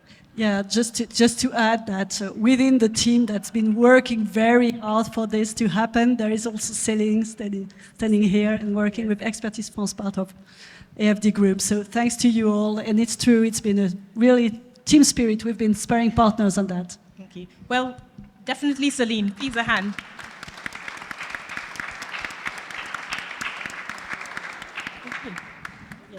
And so with that, I would just like to say thank you to the panel, again, for offering your very candid thoughts, but also with a view to the future. The AFD announcement is part of it, but also, as Yoshi said, this is a collaboration, right? There are various institutions within various regions engaged on this, the GAIP, CDRIF, ARC, etc., right? How do we bring that together? But I also heard the comment of how do we take this conversation to those countries, right? In those countries, challenge ourselves as well, as Rowan said, to think bolder, to think bigger, to think better, to be more efficient, to be more relevant, right? And as I said in my opening comments, this is a conversation that matters because it's about people and communities, but it's also a conversation that matters because it's about relevance and opportunity for the industry. So really thank you for those reflections to bring us home. And with that, maybe I can ask Rowan to offer, as chair of the IDF Operating Committee, some final words before I give the final closing remarks. Well, I think Michel has had to leave a bit early. Am I right? So I know I speak on his behalf, Ekosway, in thanking you and the team for pulling this incredible event together, and of course the work during the year. So thank you.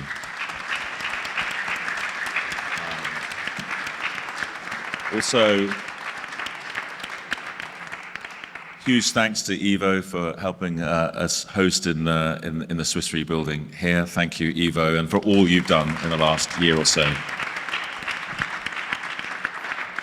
I could go on all afternoon. I think I'll just pick out Olivier. I'd also like to thank you and the World Bank for enabling the internationalization of this meeting and helping transform this conversation. And Olivier, thank you, and to all your colleagues at the bank. I sort of gave a wee bit of a motivation a moment ago, but I just wanted to finish perhaps with one motivation to us all as actually individuals. Because we are looking, it'll be our 10-year official anniversary next year, and you know, I think we really want to consider what should be our bold ambitions for the next decade. But it's not about the IDF as some other entity. The IDF is just us. It's just people. It's all of us. And actually, it's about collectively what we want to achieve individually and collectively. So while that's exciting, it also comes actually with an individual and actually a collective responsibility. I don't know how many were here in the end, 120 or so. We were very privileged to be here. Many people wanted to be here who couldn't be. So those of us who've enjoyed this day together, we've been privileged to be in a great location and share something that actually was a privilege. And when I think back over the last 10 years, and there's many people who've been on this journey for that long or less, I think we've got to make a decision individually and collectively. Many of us have taken this pathway, and we're probably, frankly, quite satisfied with ourselves. We're satisfied with ourselves because our department in government or in a NGO survived. You know, to set up something on insurance and to get it moving was a real success, and we're probably just satisfied that we survived. I can say the same within the corporate space. Working in this field is not in the mainstream. And we can be very pleased with ourselves that actually we've created a subsector of the industry and indeed public policy and the NGO space, which is now out of infant mortality. And, you know, we can probably double what we achieve in our departments at companies or our units within an NGO or our government departments. We may double that over the next 5 years and feel very pleased with ourselves that we've made a difference, that we've got a sense of purpose, that actually we've proven a point that insurance is useful. You know, we've enlightened ourselves, we've enlightened other people, we've got a sense of community. But that isn't enough. The most important words I heard this year were from Ambassador Barron in Dominica, who was so pleased with what insurance had achieved after their hurricane. Immediate payout, I think, of $20 million. She said it was fantastic, but she says it was a drop in the ocean of $1 billion loss for Dominica, who's now got into massive further debt. What we all have to understand and decide as individuals is whether we are satisfied to make a difference to our own immediate achievement as professionals and prove the point, or whether we really, really are up for making a difference to the landscape, making a real difference. In the last 10 years and longer, we've learnt the ropes, we've created a community, we'll all do fine. But we're not doing it for us. We're doing it to solve the problem out there, and that's going to mean us taking even more bigger individual risks, even more career risk, to make those statements, to be bold, knowing that our own communities may laugh at us. And that's the responsibility, but the privilege we have over the next 10 years. And I have no doubt we'll achieve it. But I think really and truly, we start now. And the first 10 years has been the practice run.